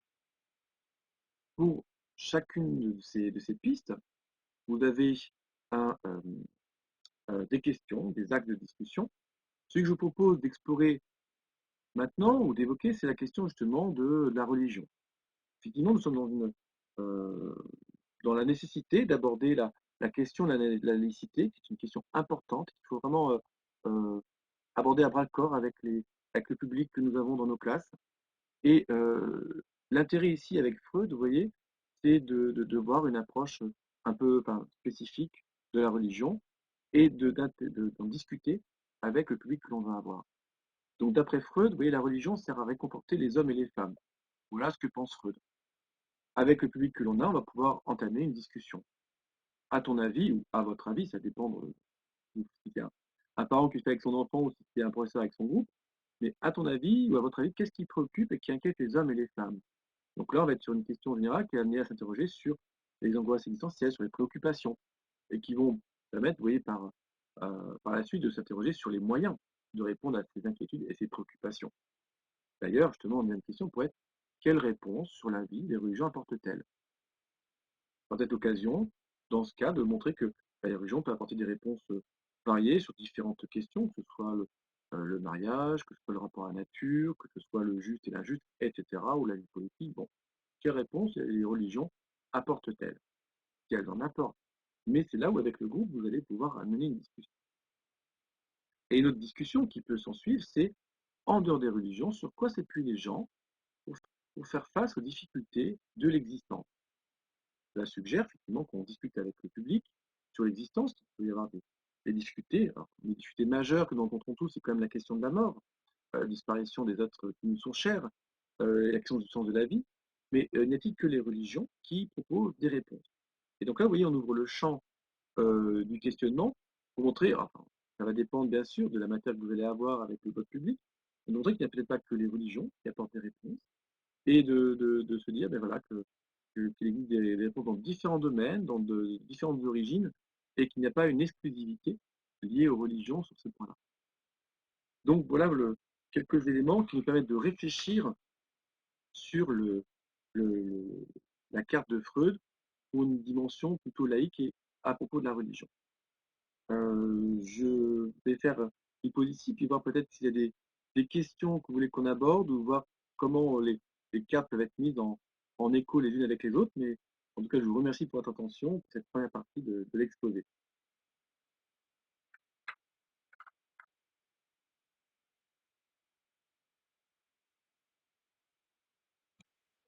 Alors, merci beaucoup Stéphane pour ce nouvel exposé tout aussi éclairant, brillant et captivant que les précédents.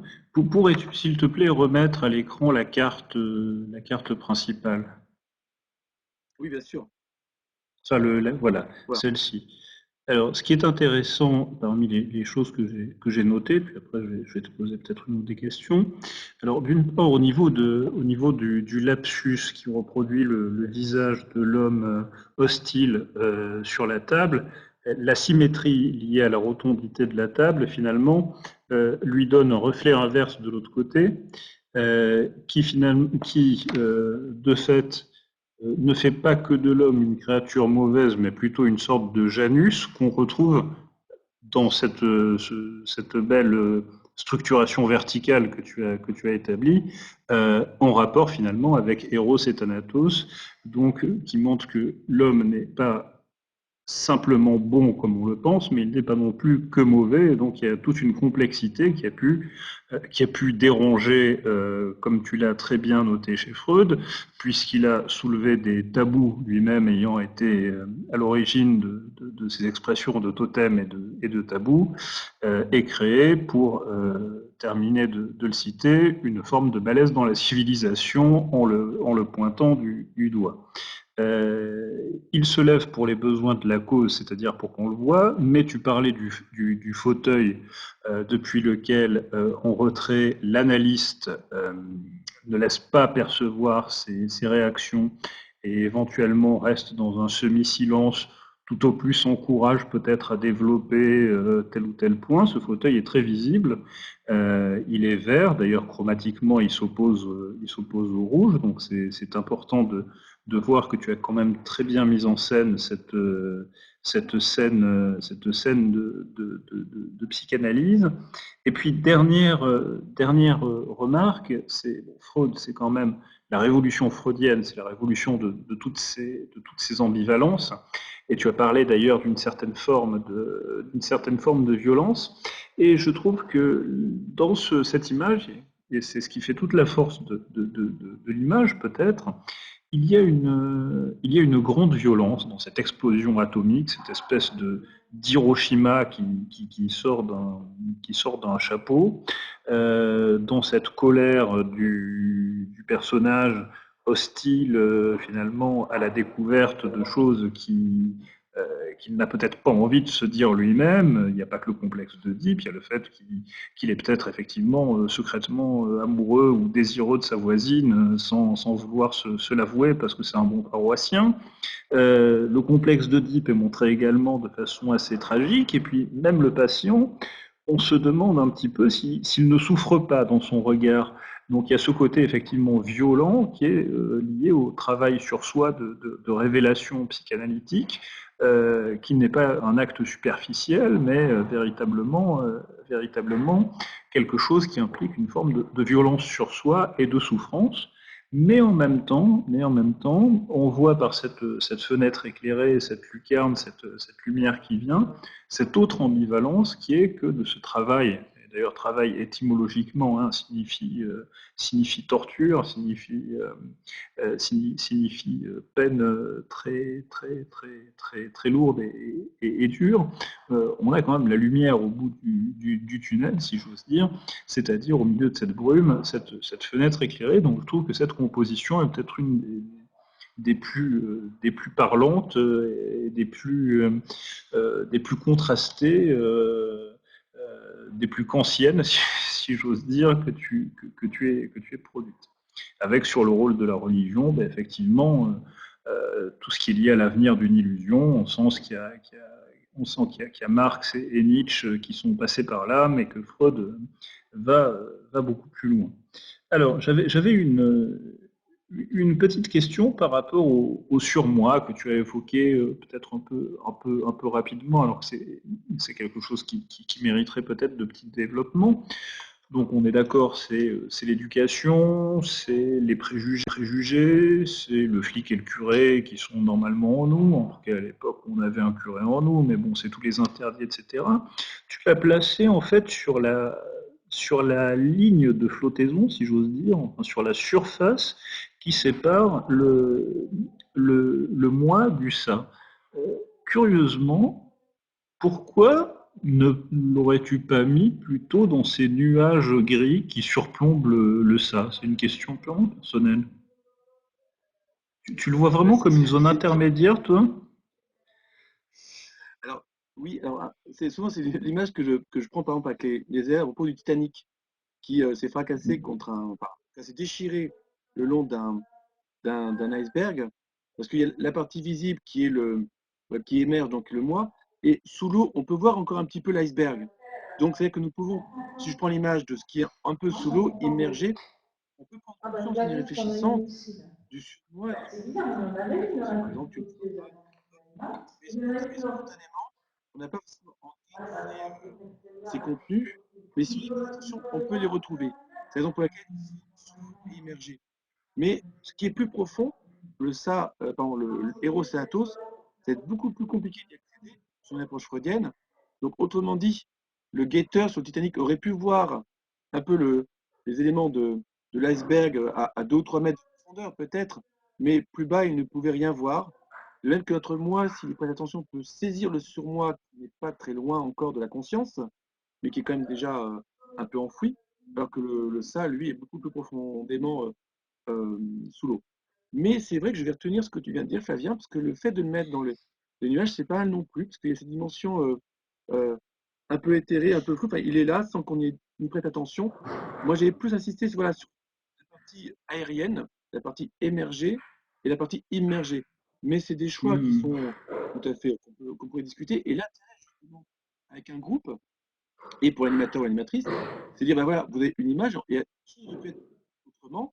Et c'est là où il y a toute une lecture qui va être très précieuse parce que ce n'est qu'une certaine façon de présenter les choses et qui pourrait être faite tout à fait autrement.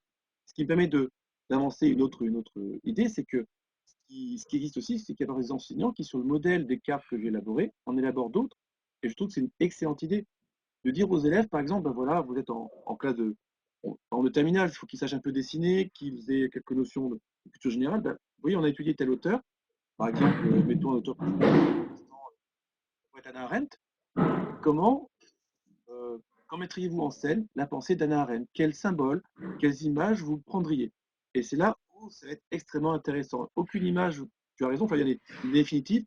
Et le fait d'utiliser des nuages pour le surmoi, ça aurait été intéressant et je le garde dans un coin de ma tête. Je te remercie. Non, mais c'était aussi par rapport à, comment dire, en opposition à la lumière qui sortait de la fenêtre. C'est vrai que ces nuages, notamment qui sont très gris au-dessus de l'iceberg, peuvent avoir une puissance interprétative plus ou moins potentiellement intéressante. Et puis, alors, il y a aussi ce nounours avec son crucifix qu'on jette. Donc, là, on se débarrasse un peu de sa propre part d'opium du peuple. Et et tu très justement articules ça avec toutes les problématiques de laïcité, de place de la religion, peut-être un petit peu démystifier certains discours, dont certains élèves sont imprégnés et qui mèneraient à une forme de tout religieux, alors que c'est vrai qu'il y a autre chose dans la cité et c'est aussi à nous de le leur montrer. Mais ce monsieur, en fait, il y a pas mal de nounours dont il doit se détacher au cours de sa séance. Et je pense que ça pourrait être aussi une piste. C'est bon, tout en gardant évidemment le tabou religieux comme carcan type, mais quels sont les autres nounours en fait ça, c'est une question ouverte. Tu vois, par exemple, pour un atelier, je ne sais pas ce que tu en penses, mais quels sont les autres opiums du peuple, quels sont les autres trucs qui permettent de tenir, mais qui, si tu les enlèves, bah, tu te retrouves un petit peu à poil, entre guillemets. Ça fait un petit peu froid, mais en même temps, tu te vois toi-même, et puis tu vois, tu peux avancer dans un travail, voilà, parce qu'aujourd'hui, bon, enfin, les illusions, ça peut être également, parce que je pense ça de façon très civique aussi, et pas uniquement laïque. Ça peut être des idéologies, par exemple. Ça peut être des visions du monde figées. Ça peut être des préjugés. Voilà. Donc parfois, il faut se dire, ah bah tiens, la part féminine que j'ai en moi et que je veux pas accepter, ou euh, la part de, je sais pas comment dire, de ce que je considère comme étranger, et puis qu'en fait, pourquoi ça me gêne? Bah parce qu'il y a un écho qui fait mal, tu vois. Je pense que il y a beaucoup de richesse dans cette image du nounours, et il peut porter beaucoup de choses dans sa petite papatte. Oui, exactement. Et tu parlais d'autres éléments, mais par exemple, si je reviens à l'image de Socrate qu'on avait un peu étudié ce matin, eh bien, il y a une chose dont il va falloir se débarrasser, c'est la croyance justement en des certitudes. Lorsque Socrate postule la seule chose que je sais, c'est que je ne sais rien, bah, c'est le fait de devoir accepter qu'au fond, en cheminant contre cette existence, eh bien, nous n'allons pas forcément accumuler tant de connaissances que cela, et que nous restons toujours à une sorte de point de questionnement, de non-connaissance sur nous, sur l'univers, ou du moins une connaissance très imparfaite et très superficielle. Donc là aussi, on se sent un petit peu à nu. Alors c'est vrai que le personnage, tu te souviens, ça ressort un peu nu de la coquille, mais est-ce qu'il va être vraiment très habillé après? Si on prend en tout cas une certaine image du costume grec, qui est effectivement peu habillé, et c'est une image pour dire que peut-être on a peu de certitude réelle se targuer sur une approche socratique. Et puis pour continuer de rebondir sur ta remarque par rapport à la question de Dieu, euh, si je mets par exemple, si on fait un atelier philosophique avec des jeunes, on en fait deux à la suite, par exemple Descartes et Freud, ce qui est très intéressant pour eux, c'est de prendre conscience que chez par exemple Descartes, il y a une place qui est attribuée à Dieu, qui sert à soutenir le monde, sinon le monde s'écroulerait, alors que chez Freud, eh bien, Dieu ou la religion est symbolisée ici par l'ourson, je reprends mon pointeur, qui est jeté à la poubelle. Et c'est là où ça va être intéressant pour les gens qui ont dit, bah voilà, deux penseurs éminents, en tout cas deux figures de la philosophie occidentale ont eu ont conçu des points de vue cohérents sur le réel et des réponses sur la religion très variées. Dans ce cas-là, il faut reconnaître que la réponse n'est pas univoque sur la religion. Et que c'est pas d'un côté, soit la religion donne toutes les réponses nécessaires, soit elle est à jeter. C'est les enfants savent qu'ils ont le droit de se faire leur propre acheminement et qu'ils ne sont pas tout de suite téléguidés par un milieu qui pourrait leur dire c'est ceci ou au contraire c'est cela. Ça, c'est là ce qui est précieux dans les petites classes où ils peuvent se rendre compte qu'en fait, des pensées variées existent sur tous les sujets, soit la connaissance, la nature, bon, là on a évoqué la religion, mais ça peut être aussi l'éducation, sur le rapport à la nature, et qu'ils vont pouvoir naviguer, développer leur point de vue, leur argumentation, sans se sentir soumis à un point de vue qui serait unique. Soit par exemple celui de Descartes ou de Pascal, qui sont une famille qui va être très liée à la religion, ou au contraire une approche qui serait plus marxiste ou Freud, si c'est plus dans un milieu qui serait très hostile ou combatif par rapport à ce point-là. Donc ça peut libérer un espace de discussion et de liberté pour les enfants. Mhm. Bien, écoute, je te remercie. Et puis, bon, je termine toujours quand même sur un compliment. Alors, le premier un peu léger, peut-être, c'est qu'effectivement, je trouve Eros extrêmement bien représenté. Et le deuxième, un petit peu plus grave, c'est parce que on était passé par Descartes entre-temps, et en mettant face à face, enfin, à la suite, Socrate et Freud, eh ben, on se rend compte qu'il y a quand même toujours, et c'est souvent en bas à gauche, cette dimension d'hostilité des contemporains, d'incompréhension face à ce qui agit chaque fois comme une forme de révolution intellectuelle, spirituelle ou anti-spirituelle, de remise en question, etc. Et cet aspect-là montre peut-être très bien aussi dans le choix de tes personnages que ce sont des gens qui ont changé la manière d'appréhender le monde, de voir le monde, et que ce sont donc des gens qui, parce qu'ils ont dérangé, parce qu'ils ont suscité ce type de réaction d'incompréhension, voire d'hostilité très forte jusqu'à la condamnation. Hein. Bon, Freud n'a pas bu la ciguë, mais euh, Socrate oui, montre également toute la force de porter des vérités nouvelles. Donc il y a quand même quelque chose de très progressiste, si j'ose dire, dans le message de ton jeu. C'est le courage finalement qu'ont eu ces femmes et ces hommes. Bon, je ne sais pas s'il y a des femmes philosophes dans ton panel, mais il y en a en tout cas dans l'histoire de la philosophie. Voilà. Puisqu'on parlait notamment de notre chère Hannah Arendt à plusieurs reprises. C'est le courage de mener aussi un combat intellectuel, un combat pour la vérité, et ça c'est peut-être également une leçon éthique qui peut être précieuse pour nos élèves et nos enfants.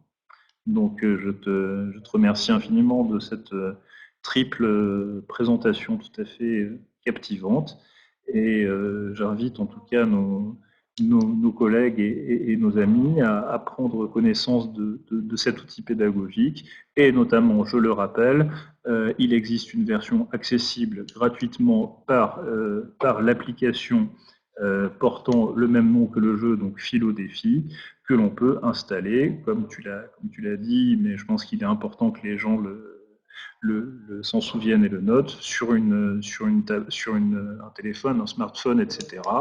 Que ça soit pour s'entraîner, par exemple pour le bac, comme tu disais, entre trois protagonistes, camarades qui vont du coup faire naître de façon très maïeutique le plan d'une disserte, ou que ça soit dans quelque chose de plus ludique, mais toujours constructif, puisque interroger le monde et interroger ceux qui l'ont interrogé, c'est toujours s'interroger soi-même, et il n'est jamais de moment inopportun pour se remettre en question. Je te laisse le mot de la fin, mon cher Stéphane. En tout cas, merci. Bah, merci beaucoup à toi, Flavien, pour l'éclairage que tu as apporté, qui a été très précieux, je trouve, pour compléter mon propos de départ. Donc, c'était vraiment intéressant, et je pense que nos collègues qui écouteront ces enregistrements auront comme ça une approche d'autant plus étoffée et approfondie. Donc, merci beaucoup pour ce que tu as apporté. Puis, merci beaucoup à Canopé pour permettre cette mise à disposition d'un outil pédagogique au plus grand nombre. Donc, j'espère que ça aura une utilité et que ça permettra aussi aux jeunes, aux enfants de trouver des ressources pour bien comprendre le monde et pour penser librement. Merci beaucoup. Je te remercie, Stéphane, et merci à vous tous. Au revoir et à très bientôt.